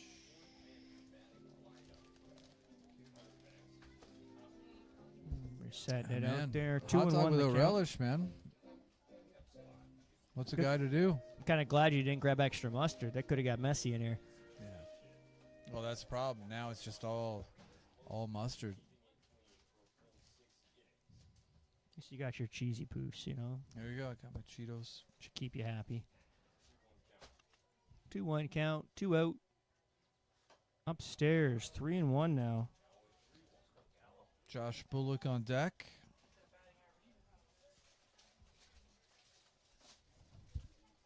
Probably aching to get another chance at it after straining a couple runners last time he was at the plate. There it He's is. gonna Same find spot. another hole in the right Same there. spot. They hold up Gator. Interesting hold. Interesting hold. It was interesting there. Putting runners at first and third now. 2 out for Hank Vandermeer. As Darren said, itching. But Josh Bullock there. Not Vandermeer coming up. I'm getting itching to hopefully cash in this runner from third base and get the Ironbacks on the board. They're going to have a Pitching change. pitching change. The Magic at the 6 taking the starter out. We'll come back after this and find out who's coming in for Batavia.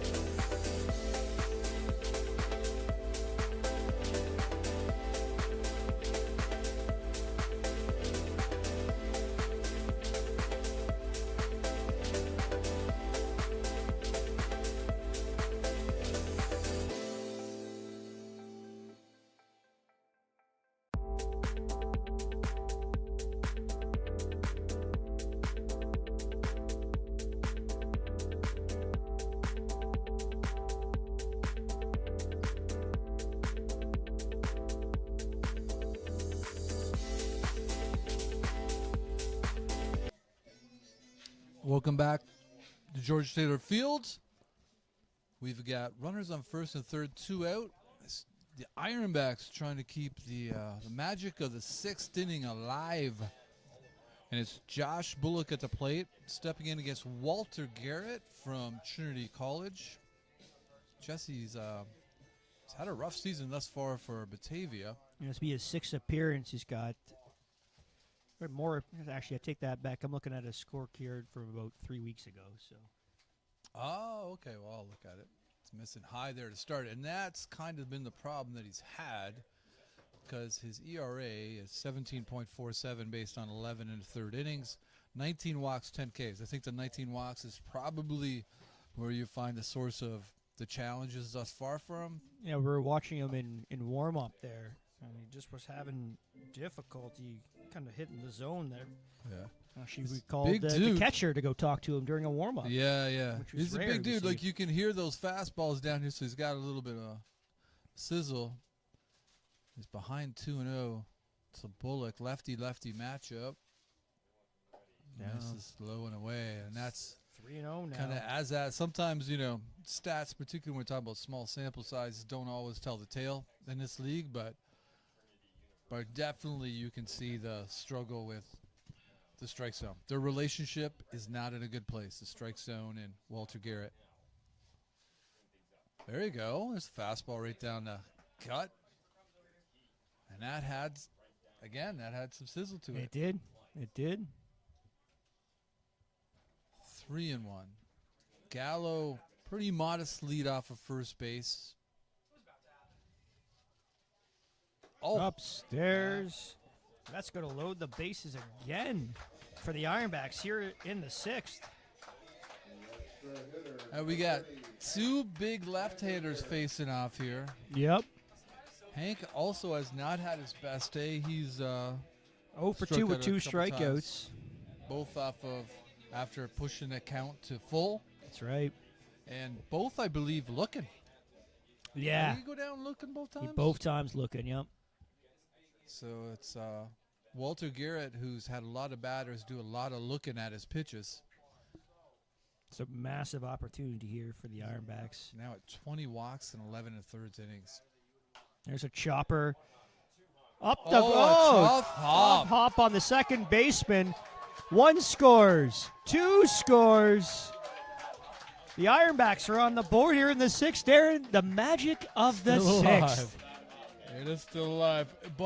And that was a little bit of fate and circumstance stepping in. A fate and circumstance obviously believed that the 6th inning magic could stay alive because that was all That's right. fate and circumstance. That was a terrible hop. It wasn't the greatest. Yeah. It wasn't the greatest. So you're calling that a single. So that puts runners again at 1st and 3rd here. 2 outs. Carter Shin stepping up. 3-2 score Wow. now. Batavia lead. Hits 5 apiece. Errors 1 apiece. 3-2. Outside there. Bullock using that speed again, so rare in players whose favorite player is Austin Hedges. But he gets over to 3rd.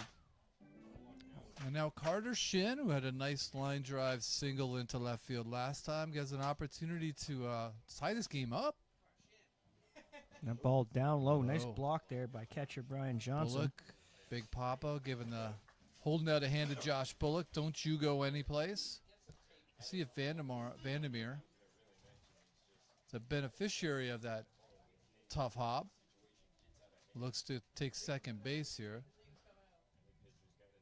2-0. There's a strike in the corner there. Good 2-1. take. A little shake of the head from Carter there.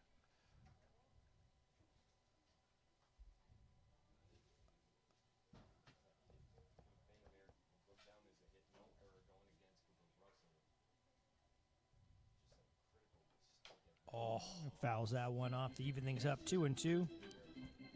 you can see what Batavia is dreaming on with Garrett. You can see the things that they're thinking, like, if this doesn't have to go too far right to be really good. Right. Yep. When he's in the zone, he's tough.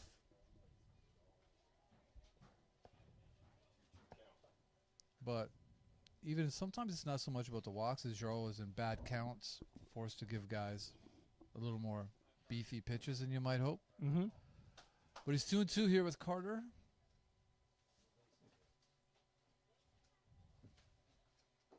Down low. Full Good eye count. there. Full count. Nice job by Carter taking that. Got Josh Bush in, left fielder waiting on deck. I'm thinking a fastball is coming here. Full count.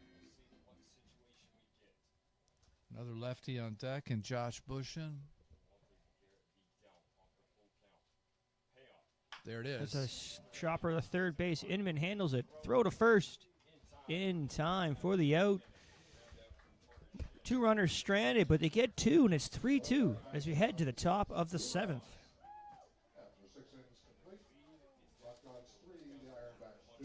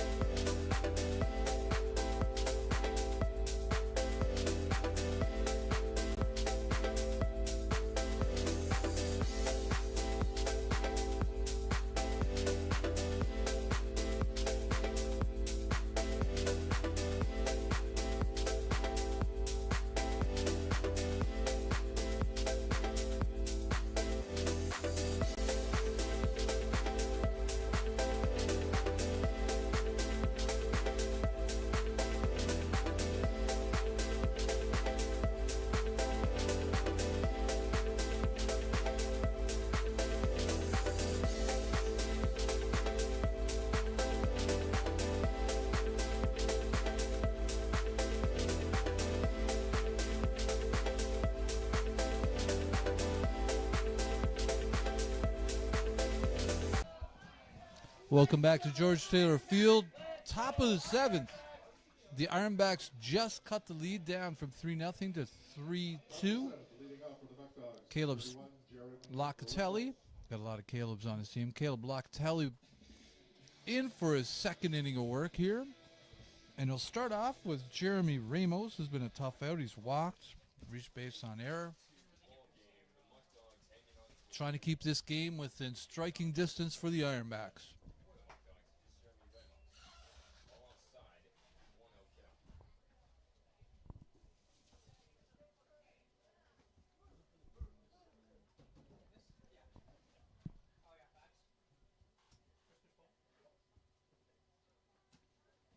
There you go. Nice strike there, 1-1.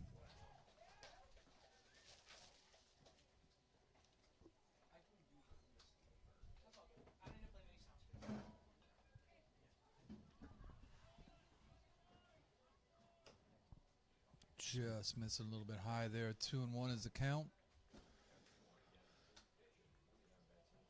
Lion Dunk, Schooly Pool, busy out there in left field. I know you can't see it, Jesse, but it seems like... I can see left field. I can't see right. Oh, right. Yeah. So you can see the Schooly Pool. Yeah, it's pretty much all I've been staring at all game, actually. Thinking how great it would be to be taking a nice dip between the first and fifth innings would have been unreal. That pool's been here forever, man. Forever.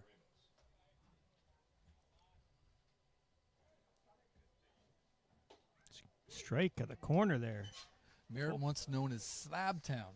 It was actually my suggestion for the team name was Slabtown Slab Cakes. Wow. That would go over well. Let me run up with that. It. Slab Cakes. Think of the Strike merchandise. Call. Strike at the corner there. First out of the 7th. First strike out of the afternoon for Locatelli. Good for him. Fans are very happy. Ramos, not so much. Felt that was a little bit inside.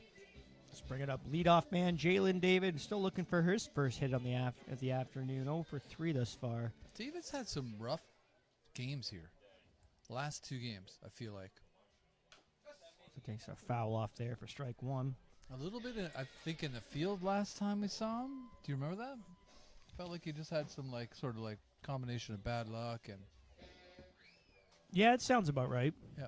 All the games are kind of blending together. It's hard for me to remember the Batavia game. Aside from the closer on the mound.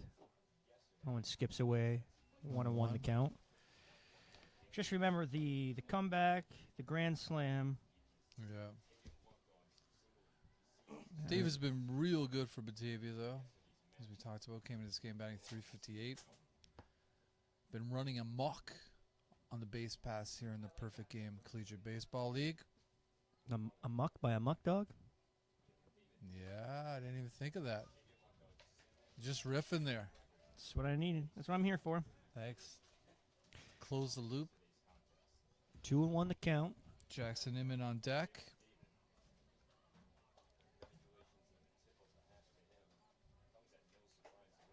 Inside there. 3-1 now.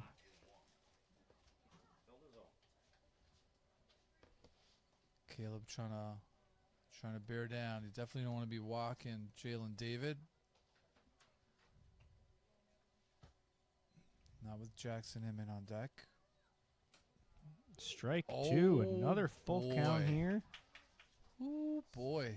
David's got some questions about that call, but he's quick about it, low-key about it. Full count.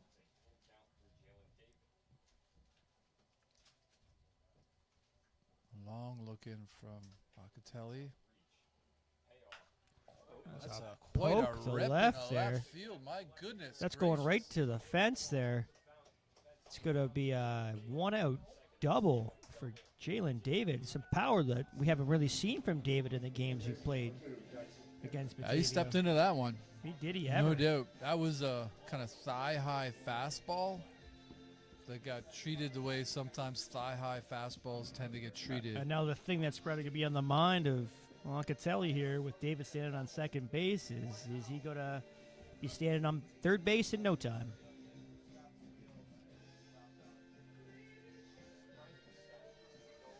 Inman coming up here 2 for 3 today. Double and a single with a run scored. Struck out in the third.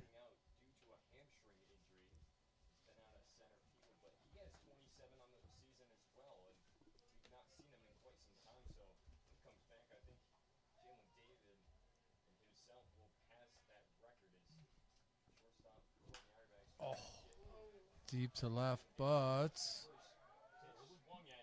gone. Gone. My goodness, he did that effortlessly. Was that a bounce? Okay, I apologize. I apologize. Wow. It bounced? Yeah. I thought it was over. But Inman accepted, so it must have bounced. We just lost it there. Wild. They put some hard contact on these last 2 balls, Jesse. He's going to have a meeting on the mound here. He's going to the bullpen. Yeah, it feels like they were solving the riddle of Caleb Locatelli out there.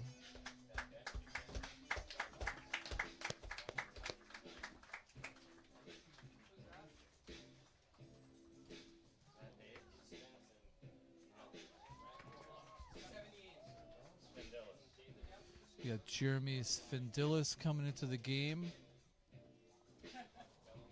for the Ironbacks. Excuse me, Jordan Svendilis. Svendilis with a 7.64 ERA this year, 17 2/3 innings pitched, 11 walks, 10 Ks. So we'll have some time here while Svendilis warms up. Looking to keep this one within reach. Could use this time to try to close the loop on the whole Napoleon. Yeah, let's do So that we sort of now, for talked sure. about, how Napoleon led to the name Batavia, how he's heavily influential with that. Sort of galvanized Canadian identity by being one of the main sort of causes of the War of 1812, and that actually led to the diminishing of the indigenous peoples as the westward expansion became a thing. Right? That's where we last left things. And that kind of brought me to thinking about Hitchhiker's Guide to the Galaxy, in which they created a supercomputer to try to figure out the meaning of life. So this supercomputer, deep thought, took 7 million years and figured out the meaning of life is the number 42. Right. The supercomputer actually created a planet, which was prehistoric Earth, and some indigenous peoples that was to figure out the answer to this, but unfortunately, they were wiped out by a spaceship of marketers and advertisers from another planet that had been essentially kicked off their other planet. Okay. Yeah. So we'll leave it there as we get to a big at-bat here from Cooper Russell, runner on second base.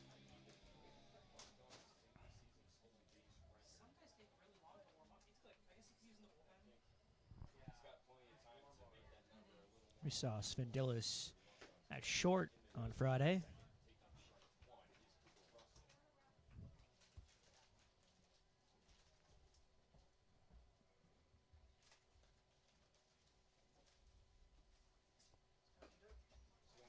Quickly ahead 0-2. Nice job by Svendilis right out of the gate. Inman bouncing around off of second base.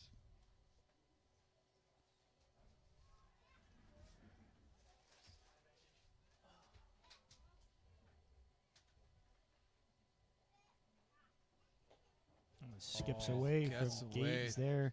Tough. It's going to put Inman there 90 feet away now at third base. That's a tough one. Gator's got to clean some dust out of the glove and off his mask. Take a second to get it back together. Now that'll bring the infield in for the Ironbacks. Just on the lip of the grass.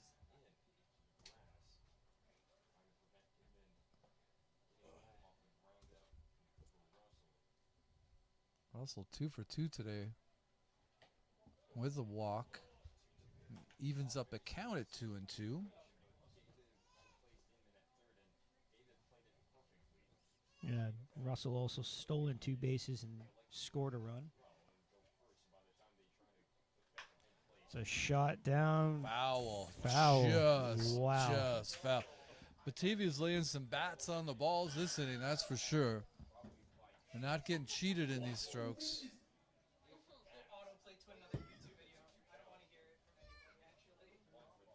Watching movies is what? Arian, watching movies is what? We need to know what the next line is there. Arian trying to surf the messy. That wasn't me. It was autoplay. Yeah. Arian blaming autoplay for the gaff there. That's on right. the, He takes all the credit when we play something good, but when Yeah, exactly. Trying to surf the choppy waters of YouTube, and he went down with his board there. And after going ahead in 0-2, there's Vanillis runs the count full now to Cooper Russell. There's a loud Off the end of the shot. bat there. Oh my It's going to goodness. fall down. Romich going to run in there. Inman's going to run in there and score the 5th run of the ball game. Like I don't know, man. Like, is it? I just missed that a ball It wasn't a home run. It actually bounced over the fence. So I'm a little not trusting my eyes at this point. But man, that was off the end of the bat. I don't know if it fooled the outfielders, but it felt like it had enough hang time. It almost looked like no one knew who was going to get it, and they all kind of stopped That's going kind of for it. baffling to me. I'm surprised that fell in. Because it kind of looked like it was going to be caught by Gregus there in center. But maybe the fear of the collision. I don't know. It's a weird one, but another run home, 5-2. We're in a tough spot right now. Maybe Fine, that but- is. I think we got some changes, actually. Gregus no longer in the game at center. It looks like it's Bushin in center, Haas Fenwick in left. Which, yeah. Okay. That might have been the confusion there. You had the left fielder, typically your catcher there. And that, yeah. Yeah, that one was scorched. Dangerous time to be in the dugout there as it made its way past the protective fence right into some innocent Ironbacks there in the back of the dugout. 2-1 the count. There goes the runner. Throw down, nice toss, but again, another great jump, kind of killing him. That's the 3rd stolen base of the day for Cooper Russell.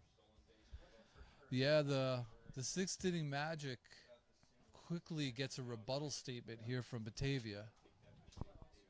Yeah, we'll see your 2 runs in the 6th and put on 2 more here in the 7th. It's going to be a walk there to prolong the inning for the Muck Dogs, putting runners at 1st and 2nd here. Still 2 out. Sorry, 1 out. Only 1 out here in the 7th. And Evan Brock, who has not had a lot of fun at the plate here, always a dangerous guy, though. I keep giving him opportunities and chances, so you know it might come back to bite the Ironbacks. Yeah. Long conversation here on the mound with Gatens and Sfindilis.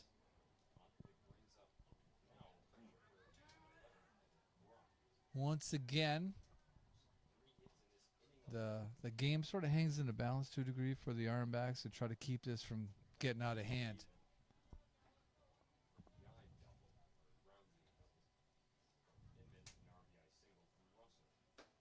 There's a first pitch strike.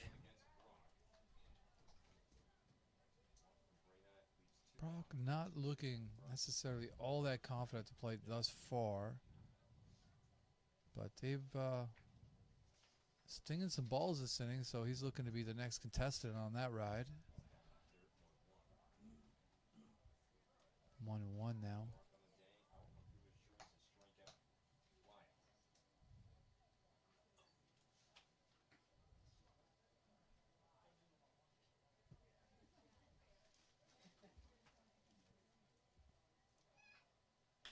It's a high fly under ball into left. Fenwick's going to make the catch for the 2nd out of the inning. Yeah, lots of time to camp under that one. And still 2 on here for first baseman James Quintero, who's 0 for 1 with a walk and a hit by pitch. Looking to get on for the 3rd time today.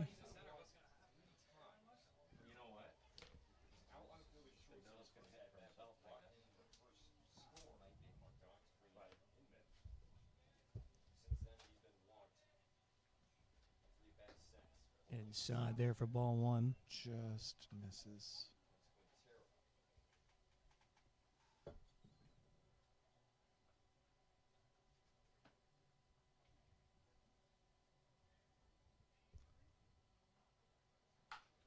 Fouls that one off on the first base side. 1-1. They have really getting a bat on the ball this inning. 1-1.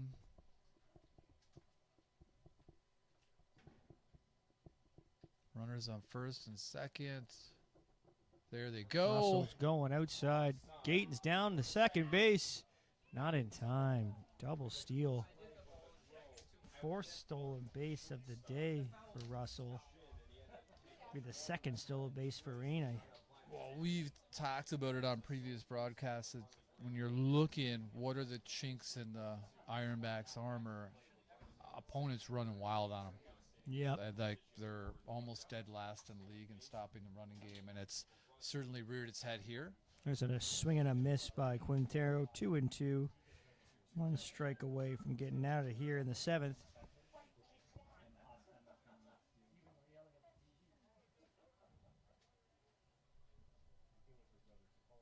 There's that breeze.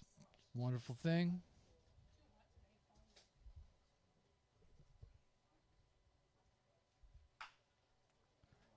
I'm going to assume that was foul down the right That was side. definitely foul. Ripped off of the fence, rolling down towards the depths of right field.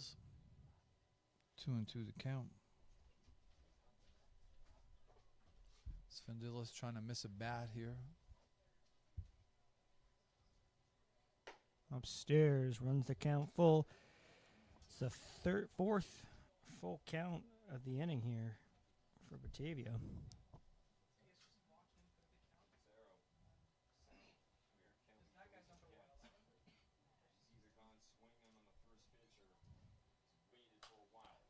High foul back into the stands.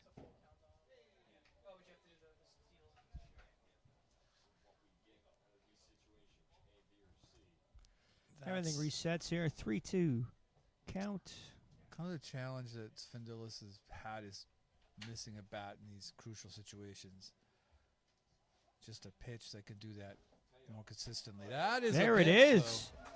You asked for it, Darren. He You got it. delivered. Strikeout Nice little curveball. for Svendilis. Quintero goes down.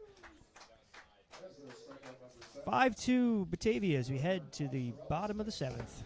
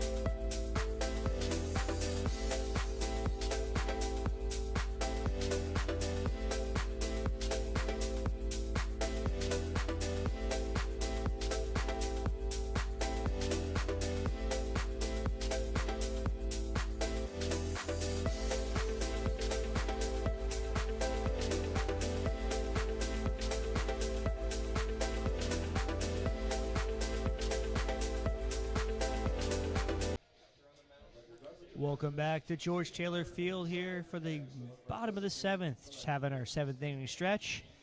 Just taking place here in a long long aggressive conversation here by Ironbacks manager Richard Griffin and the umpires. We'll have to find out what that's all about after the game. Brings in Cooper Martin to come check out what's going on, too.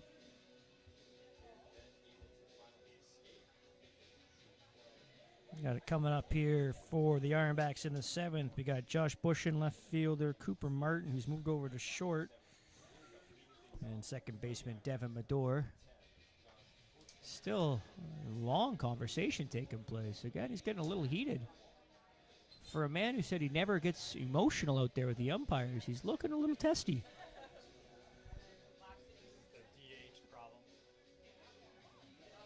Oh, okay. We've been informed it's a DH concern, I guess. I think he wants to... Richard Griffin has these long conversations about the DH, EH pitcher thing quite often. He's very passionate. Yes, for a guy who says he never gets very passionate with the umpires, he's definitely passionate right is now. Emotional out there. He's got the serious pointing finger going on. Yep. A lot of mea culpa, points to the chest, like, hey, don't look at me. He's got the hands spread wide, like, what do you mean? Guys, it doesn't make any sense. This might be the best play-by-play of the game we've committed so far. Yeah.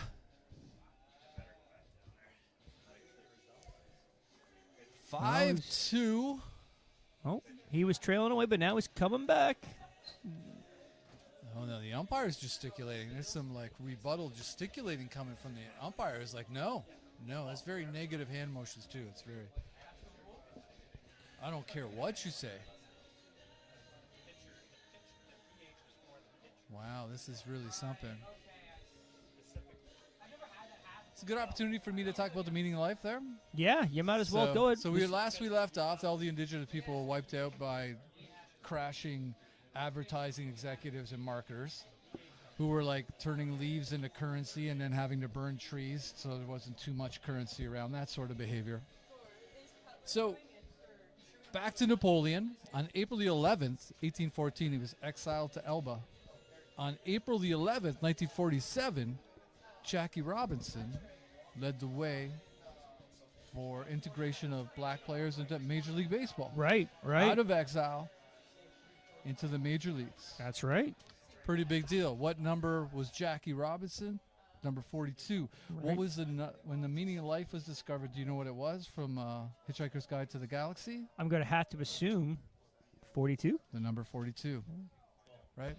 Now, it'd be easy to tie this up in a bow and say, maybe the meaning of life is just to be beautiful, regardless of how tough the times are and how tough the people might be. Just be beautiful. Stick with it. How to show resolve in adversity. That could be it. But maybe if we've learned anything from, indigenous people dealing with colonial, this is my colonial brain thinking that I might own the land. Right. Right. When you really could just own the grass. Nobody can own the land. So I don't think I brought that fully home, but it was I think we aspired to something great today. I think so. And we probably didn't fully pull it off, but here we are. Speaking of which, 5-2 for Batavia. Finally, the little managerial meeting with the long umpires is over. Meeting, man. I think they were talking about the meaning of life right there. It I could think have that's been. maybe what was happening. Could have been. Richard Griffin being like, it's not 43, it's 42. That's right there. We got Josh Bush standing in here, who's moved over from left field to center field, actually, last inning. Takes a first pitch strike. That was a rare appearance of a high strike today for just in time for Walter Garrett, who upstairs, 1-1. Could use an expanded zone this year thus far. But there's no doubt as the Ironbacks want to come back here, they got to start putting a little more hurt on the ball. And we haven't seen a ton of that recently overall, Jesse. Like no, we have not. You know? We have not.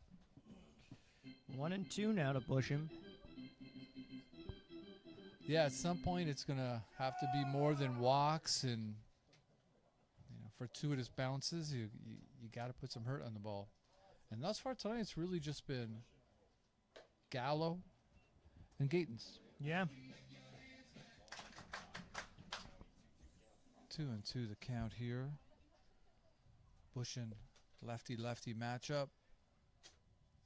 Still a lot of conversation going on between the umpire and first base coach. Time call by Bush, and appeared to have something in his eye.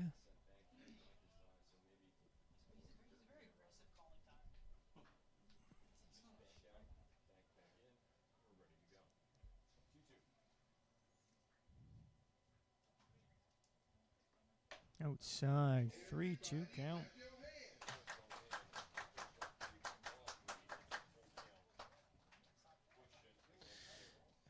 Garrett looking a little frustrated there.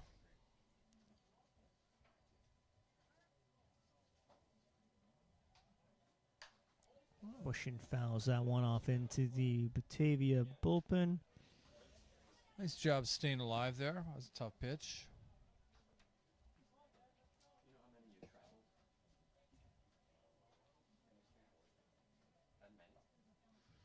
Ironbacks getting down to the last outs here. They got to make something happen here. Nice take. Outside. It's going to be a back-to-back walks for Bushin here.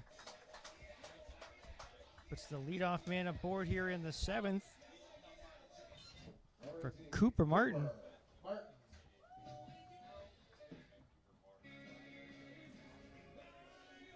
Looks like they're going to have a meeting on the mound here with the Batavia manager. Looks like they're taking Walter Garrett out of the game here and go to the bullpen. No, maybe just a meeting. Just a convo. I thought I saw someone charging out there, but They do have somebody working in the pen. yeah, they had two guys working, and it looked like he was coming out, but I don't see the call, so they're going to stick with Garrett here to face Cooper Martin. He reached on an error his last at bat. Fist bumps all around as the meeting breaks up.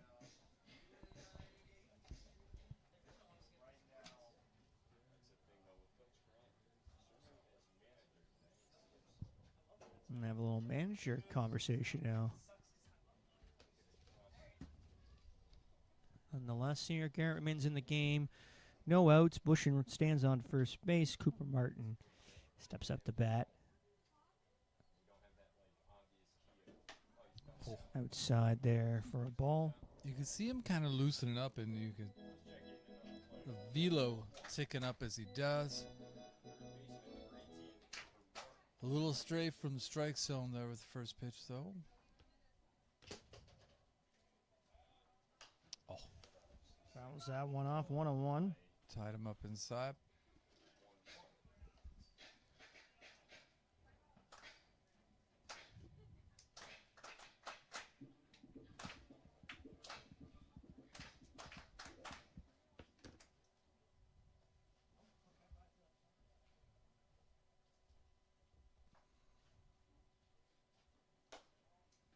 Upstairs. 2-1. It's a thrill-a-minute ride here. You can really tell he hasn't fully realized a consistent form, so thus the erratic nature of where the pitches are headed, for instance. Upstairs, 3-1. And the body language expresses a level of self-doubt within, too.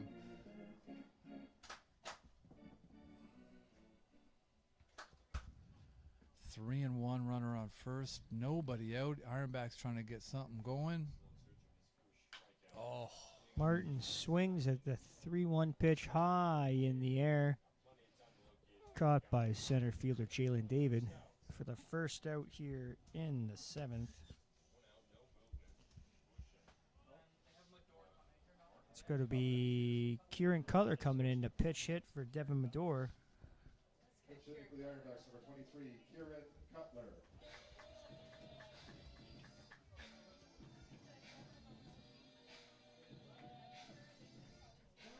Kieran Cutler from Paradise, Newfoundland, stepping in here against Walter Garrett. You saw him come alive a little bit earlier in the week. Yeah, showing some signs of life. I mean, early on, he was drilling balls over the golden fence topping out there in left field, and you could see him sitting back a little bit more, letting the ball come to him. See his confidence start to ebb That's up. right. And the perfect time, too. Exactly kind of what you need here for the Ironbacks. It's a good time to kind of make the call and bring him up here to hope try to manufacture some runs for the Ironbacks in the 7th. Yeah. It's quickly ahead here, 2-0. I mean, they have so many catchers, and I'm sure at times probably been frustrating now to get in as many starts as you'd hope. He's at 17 thus far this season. Seem to stay engaged and stay positive. It's outside, 3-0. I think you almost have to tell him to Hold off here. take. But you got two lefties coming up. I don't know, man. If you get a fatty, why not let him swing away?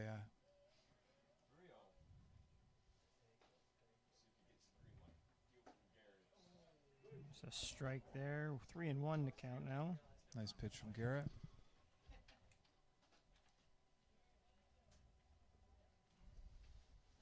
He's fighting out there. Give him credit.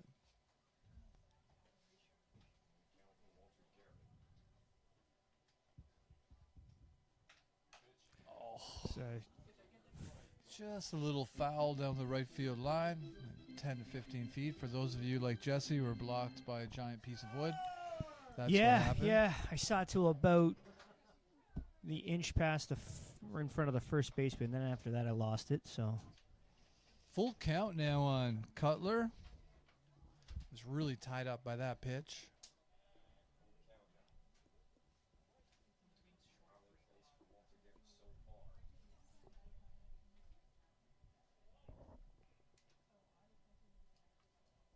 Long wait here.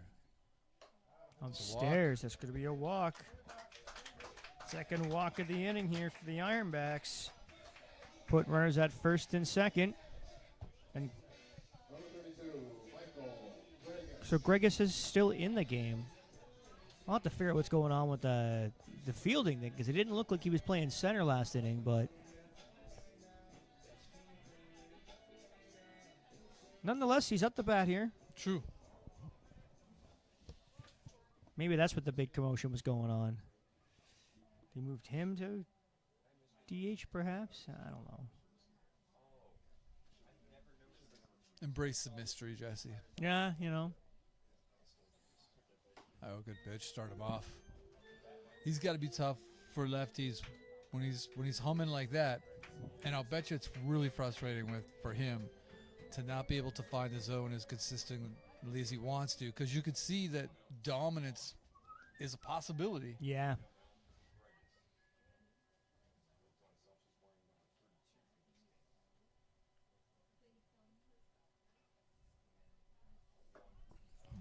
Misses away there, 1-1.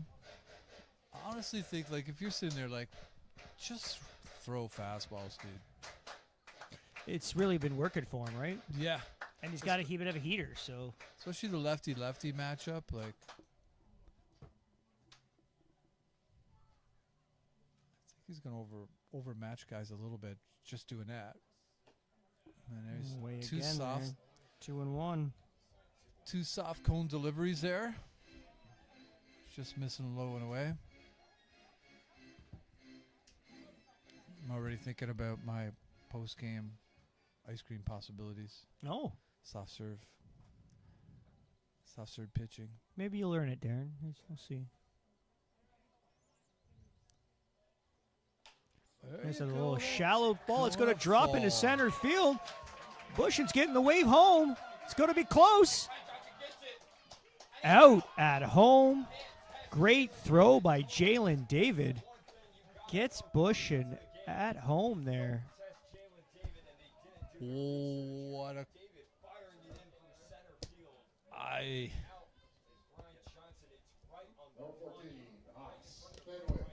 don't know what to say about that wave home. Yeah, shallow That looper was there. super shallow. Like, that was super shallow. That was... And with the score 5-2, I can't imagine the send there. It's bringing up Haas Fenwick now. 3 strikeouts on the day. Really looking to put the bat in the ball here and really frustrating at bat last time. Hopefully that was the always darkest before the dawn moment for Haas. Yeah.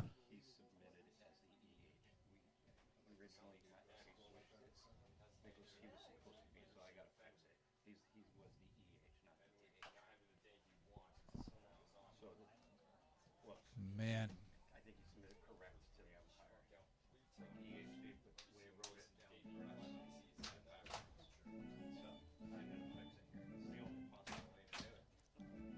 Yeah, it's almost like Big Papa broke there. He was trying to show restraint, and he's finally like, I just can't. Yeah, just can't show any more restraint anymore. I gotta He's wave him home. jonesing for a send home. He's got the man's got a swashbuckle. You know. Oh, Fenwick swings at that one in the You see hole the- again. 0-2. and you can see what happens when he can actually, you know, when the soft stuff can find the zone, right? So you followed up with a hard fastball with that, and tough on the lefties. And Fenwick, who's not had a day that he's in love with, that's for sure, is behind 0-2 now.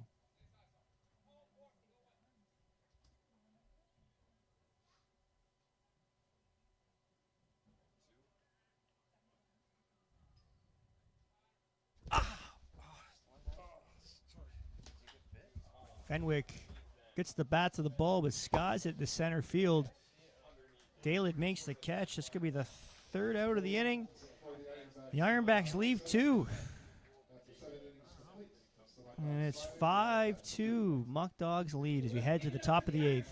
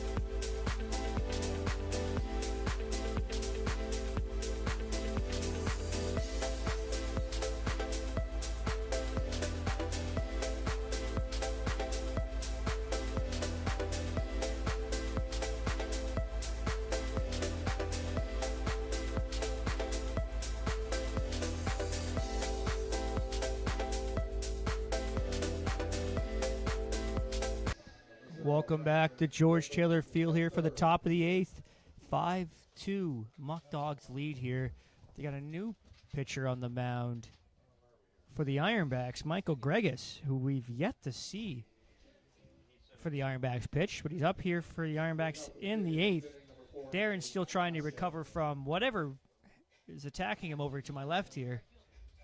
We're still unsure. It's like an onslaught, man. Like every game. The Muck Dogs are bringing up Jalen Vasquez, shortstop here. First pitch swinging. High fly into right. It's going to be caught. Caught by right fielder Jordan Gallo for the first out here of the 8th. It's bringing up DH Jalen Roque, who singled. 1 for 3 today with 2 strikeouts as well. Picked off first. Yeah. We'll have to go back to the video review for that one after the game. Yeah, we'll have to do that later today. That was a weird one. If Darren makes it to later today, the way he's going, he's going to need that. Exactly. He's going to need that soft serve just to cool down the his wasp attack of bug 3 bites. games ago, the spider attack from last game, and then whatever just happened there. Feels like a conspiracy. Well, I mean, you did steal my seat, so Yeah. ball skips away from Gaines there. 1-1 count to Rock.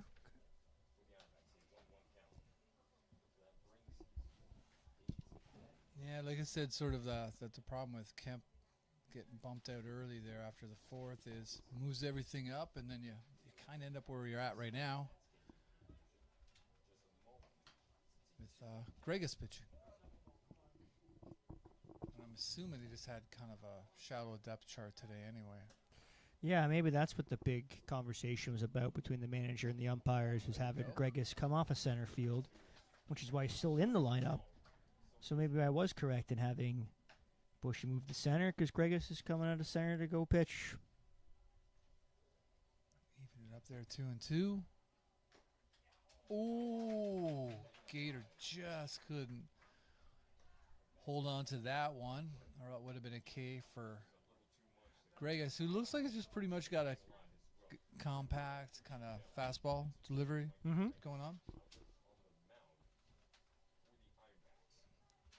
Trying to leverage the lefty-lefty matchup here to his advantage. In the hands there, fouls it off, stays alive.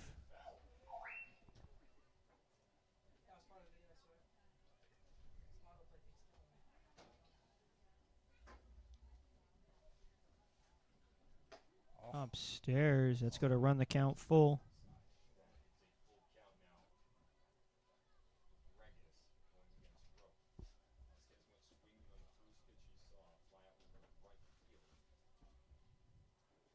There you go. Strike 3 call hits the corner for the second out here at the 8th. I think almost the pacing by Gregus sometimes is a little bit deceptive. It's kind of a slow windup, and then everything gets super quick from that point forward. And it felt like almost felt like it got jumped there a bit. He was behind. Yeah. It's bringing up the catcher for Batavia today, Brian Johnson, 0 for 3 on the day. Coming up to dust in the wind. That can get you real philosophical. Yeah. Stepping up to the plate. What's even the point of going to the plate if all we are is dust in the wind? That's right. So you see, like, Arian's working deep here to get into these guys' brains. Chomps it off there, 0-2.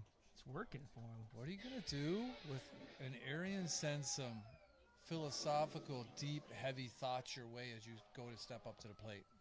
What are you going to do?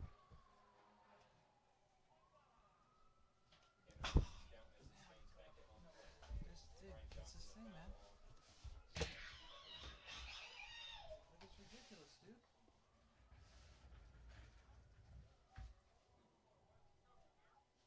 Oh, 2 count here. Ah.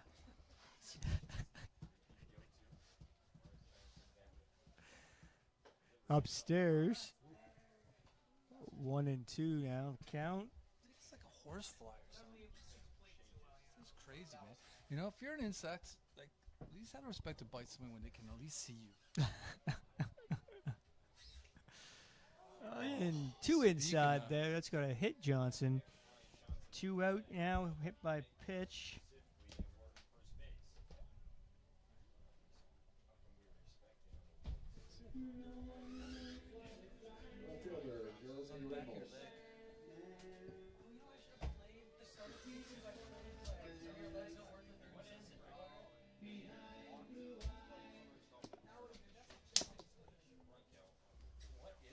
I don't know, dude. Shoe fly, don't bother me. Yeah, 2 out. Top of the 8th. Play-by-play and color guys under attack by some unknown bugs. Keeping it real, got Jeremy Ramos up. He struck out. Way to go. Look at you His left. persevering. I'm trying. Got to get the Keep people what Jesse they down. want here, Darren. Yeah, I'm the one who caves, like, Under pressure. That's yeah. right. Like, you know, if I I'm didn't like, wanna- if you're interrogating me, I'm just like, whatever you want to know, just don't I get bit just- by bugs. I didn't want to waste a good song on that, but maybe our music guys got to play that in between innings here, just in honor of you. Yeah, shoe fly don't bother me. It's been done. Well, I was going gonna to say actually, great artists. I was actually going to say Under Pressure, but Oh, okay. 3-0 now. There you There's go. a strike.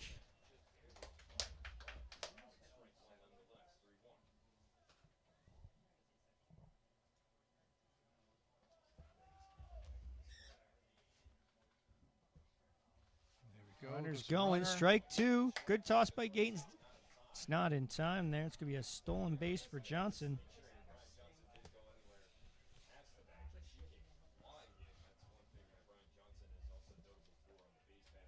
It's the 7th stolen base of the day. Running wild. 3-2 count here.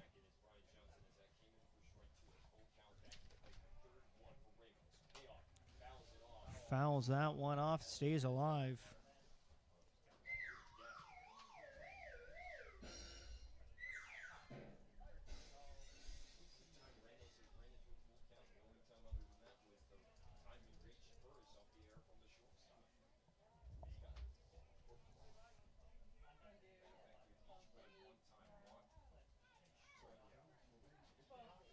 Count still full. 2 out.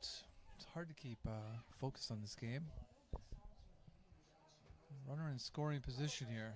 Threatening to make the lead 4. Swing and a miss. Second Gregus. strikeout of the inning for Gregus. Leaves 2 men on, 1 man on, and it's 5-2. Batavia leads. We head to the bottom of the 8th.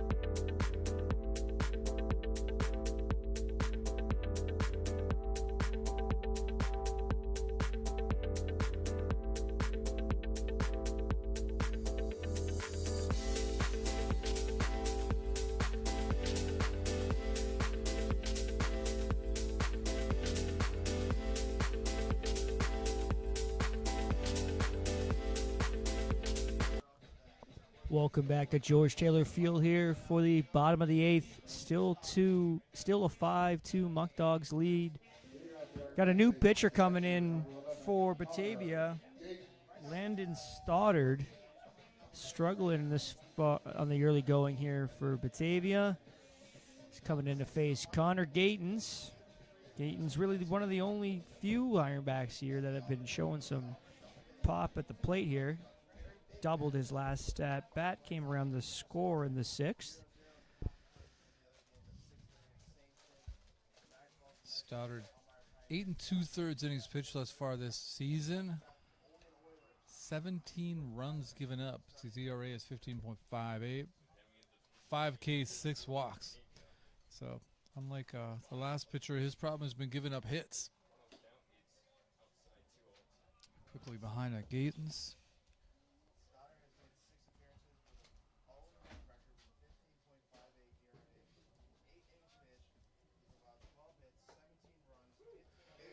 Strike one.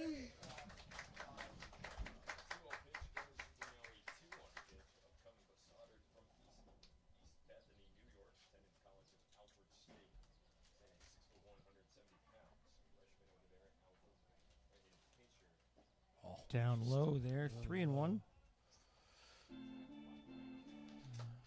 Yeah, right now, Elmira, 8-3 up on the Niagara Falls Americans. Come on, Niagara Falls, give us some help, would you? Top of the 6th. That's going to be a leadoff walk to Gatens.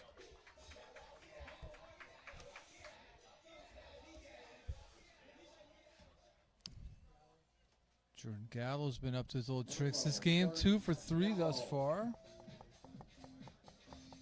2 singles. Same exact spot between first and second. He's been definitely right field centric in his hits this season.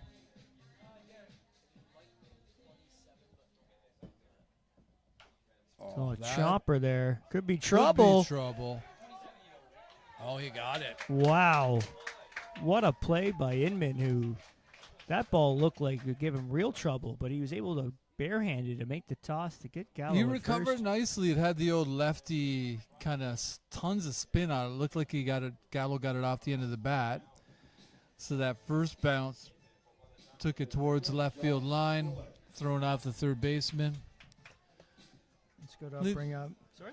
Yeah, I was going to say, needless to say, big opportunity for the Ironbacks. Yeah, right. Well, we got Gaten standing at second base now. Josh Bullock, 2 walks on the day, coming in here. There's been a lot of stranded runners today. Corners in here. It's Bullock, which is interesting. It's the corner for a strike. Bullock takes strike 1, looks back at the umpire and nods his head. Yep, that was. And the first baseman now even with the bag. Third baseman just in on the lip of the grass. Not sure what happened there with the pitcher. I guess he was asking him to go through the signs again.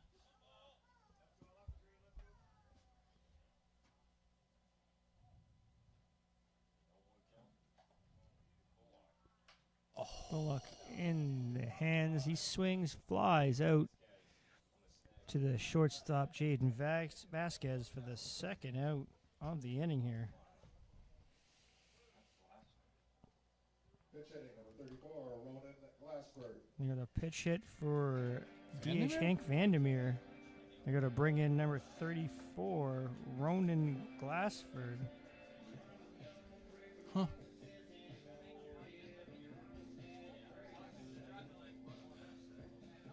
Big opportunity for Glassford. A lot of stranded runners today for the Ironbacks. Yeah, 10 total base runners stranded today. Yeah. Well, and that comes down to, like, sooner or later, like we said, you got to put the bat on the ball more often than they have Yeah. if you want to score runs. And that's kind of been underneath the surface, just barely under the surface, kind of an issue. Yep, I agree. Upstairs, 1-1 count. But Glassford's shown like the ability to put a charge into one once in a while. He's got a home run this season. 2 doubles, a triple, and a home run. Hitting 205 coming into the game.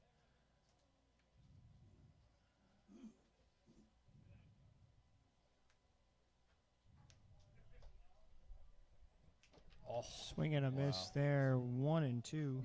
I'm kind of surprised to see Glassford in for Vandermeer? Vandermeer, but I think that could have been part of the whole lineup, whatever was going on with that, because Vandermeer was an extra hitter, and I heard that was part of the problem, so I'm not sure.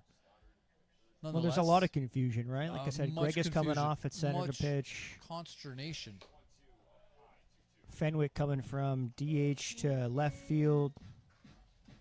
Yeah, Stoddard tried to muscle a fastball past Glassford, but missed up high.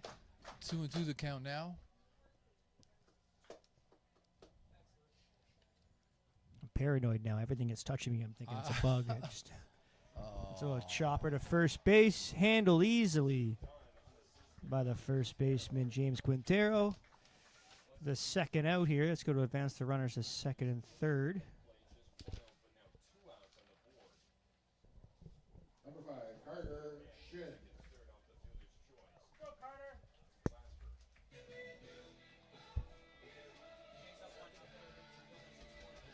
See, that's my problem with not being able to see first. You said he got him. I thought you meant he got Gallo at first, but here you're standing there. Oh, okay, yeah. Sorry, I guess I forget. should You lean. can't even see the first base bag. No. Oh, No. Okay, yeah. So it was a little grounder to the first baseman. It was an easy one. He touched first. Everybody moved up. There's a one. chopper up the hole. Let's go to deep in the hole. Great toss and What turn. A play. What Excellent a play by Cooper Russell. I saw that one. Yep. It's going to do it for the Ironbacks in the 8th. Leave 2 men on. Still 5-2 as we head to the top of the 9th.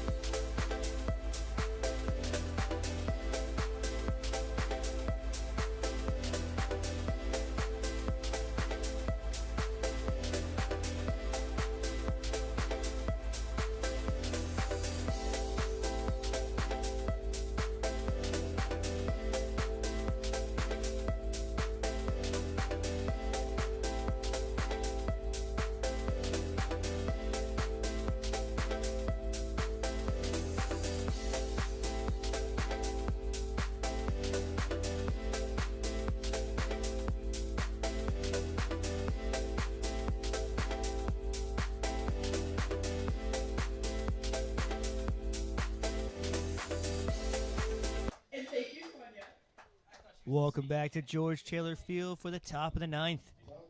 5-2 Muck Dogs lead. Michael Gregus stepping on for a second inning of duty here, facing a dangerous top of the lineup for the Muck Dogs here, leading off with Jalen David, who we haven't seen much power for him on the year, but boy, did he rope one to left field back in the 7th. Swings at a first pitch high in the air there. Shin called it off. He's going to make the catch for the first out of the 9th.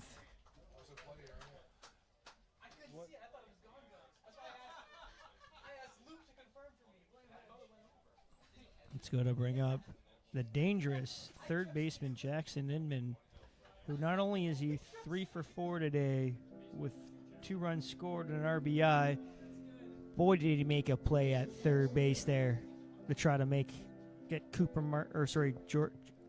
Jordan Gallo at first after the funny hop there.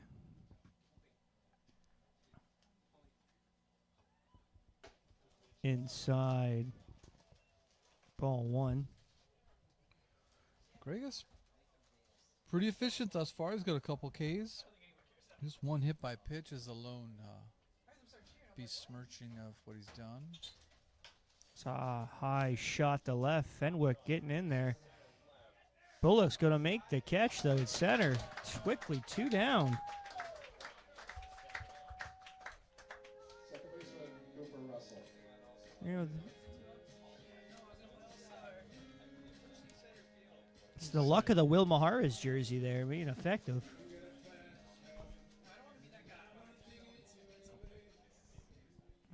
Up now for Batavia's second baseman Cooper Russell, who he himself made just an excellent play. In the bottom of the 8th there, he takes a first pitch off the arm. There's a 2-out hit by pitch. Chance to steal another base.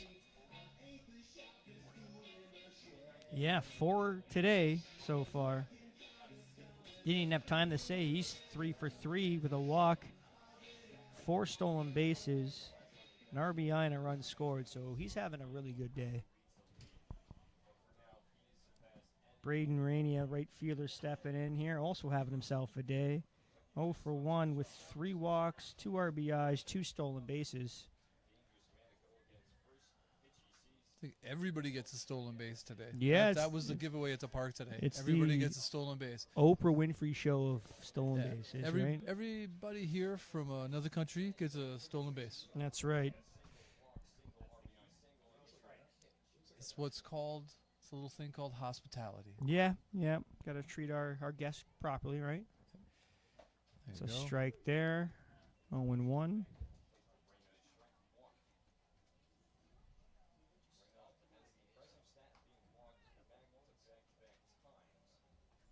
Yeah, right now it's 7 stolen bases to 1 for the Ironbacks. Yeah.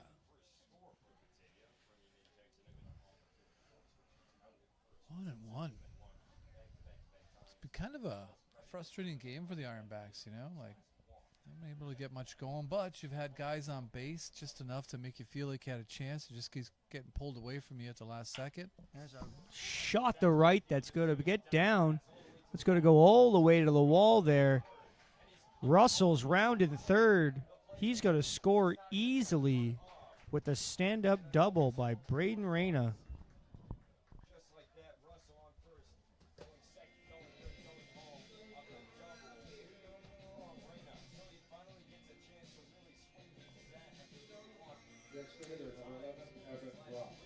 His first hit of the day for Raina after walking 3 times. It's going to bring up Evan Brock, who again also has just been jonesing for something today. Yeah, he seemed off kilter today, just like he's just not fully on it today. Swing and a miss there. Strike 1. Yeah, it's funny. I always forget, like, that guys, just because somebody's batting 400, like, doesn't mean you bat 400 every day. Yeah. And sometimes you're out of sync. Well, he's seen that of sync so far today. There's a shot to left, just foul. Quickly in the hole, 0-2. Now, we'll see if Gregus hasn't got anything up his sleeve for an 0-2 count against a good hitter. Oh, That my wasn't a strike? goodness. Come on, Goodness gracious, that's a tough one. That looked like 1 a and 2. strike from the kiddie pool over there and left, I think. Yep. Runner's going upstairs. It's going to be an easy stolen base for Raina, his Like I said. third of the day. Everybody gets stolen base.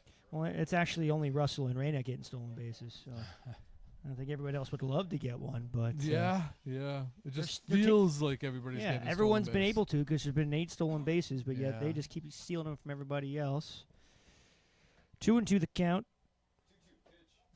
Oh my Again, goodness. Nick, This again. That's something. That's something. 3-2 count. Those are probably the 2 most egregious missed calls thus far this game from him. Brock Shoots down the Martin there. Easily played. Toss to first. Gets the out. 1 run scores. 6-2 Batavia as we head to the bottom of the 9th. Stood on the donut.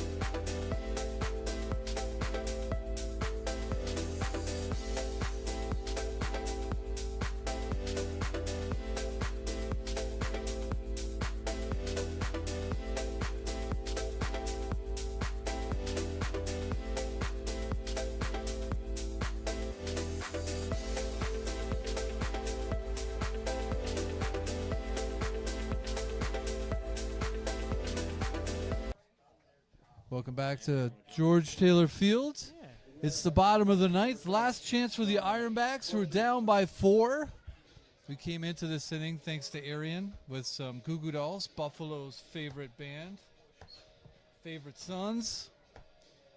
See if Goo Goo Dolls bring any luck here as Bushin leads it off against Landon Stoddard. Ironbacks have really had a lot of guys in the base paths, but not enough guys finding home plate today, Jesse. Not at all. Stoddard quickly ahead 0-1 on Bushin. 12 stranded base runners, Darren. Wow, it's a lot. And it's been a theme, right? Oh, a little overhand curveball. Looked pretty good. Just misses a little low, says the umpire, so it's 1-1. Happy people with potentially their last chance to clap their hands. Just dribbles foul, 1-2. Just wide of first base.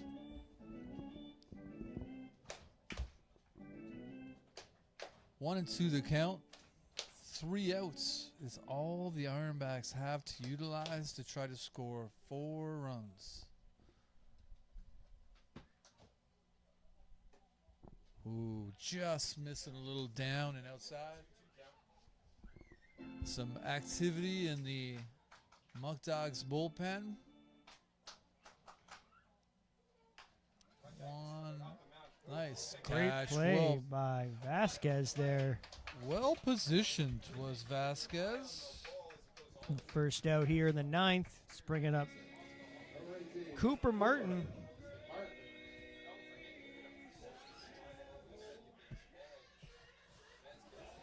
Martin 0 for 2 today. Reached on an error in the 5th.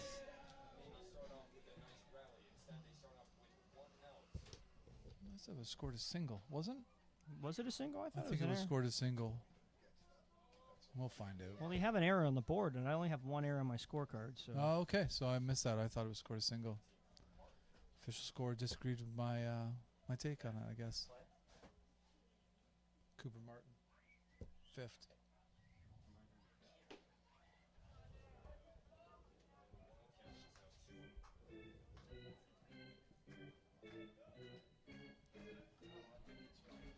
Two 2-0 the count here on Cooper Martin. Whew, little Strike curveballs there. glides into the heart of the zone. And regardless whether he was given a hit or not given a hit, you're really looking for him to kind of find his form a bit here. So now would be a good time to do it. Tried that same curveball, but that one in the dirt. 3-1. Organist is working all the keys trying to get the Ironbacks back into it, the fans back into it. They've had kind of a long day, really.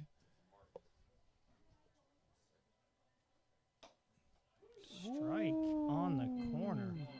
Martin did not agree. Full count. That's a close one. Full count. It's a pretty good fastball there. Either event from Stoddard. Swing and a miss. Strike 3 call. Martin down on strikes. And the Ironbacks are down to their final out here. Franklin Griffin stepping up. His first at bat today. Came into the game as defensive replacement in the 8th.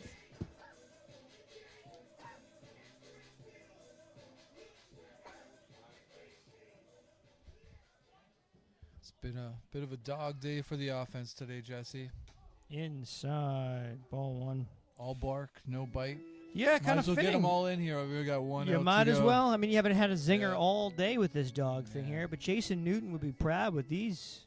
Yeah, he would. Yeah, some puns. But it seems like the sort of game that deserves that ending. Yeah, Yeah. yeah.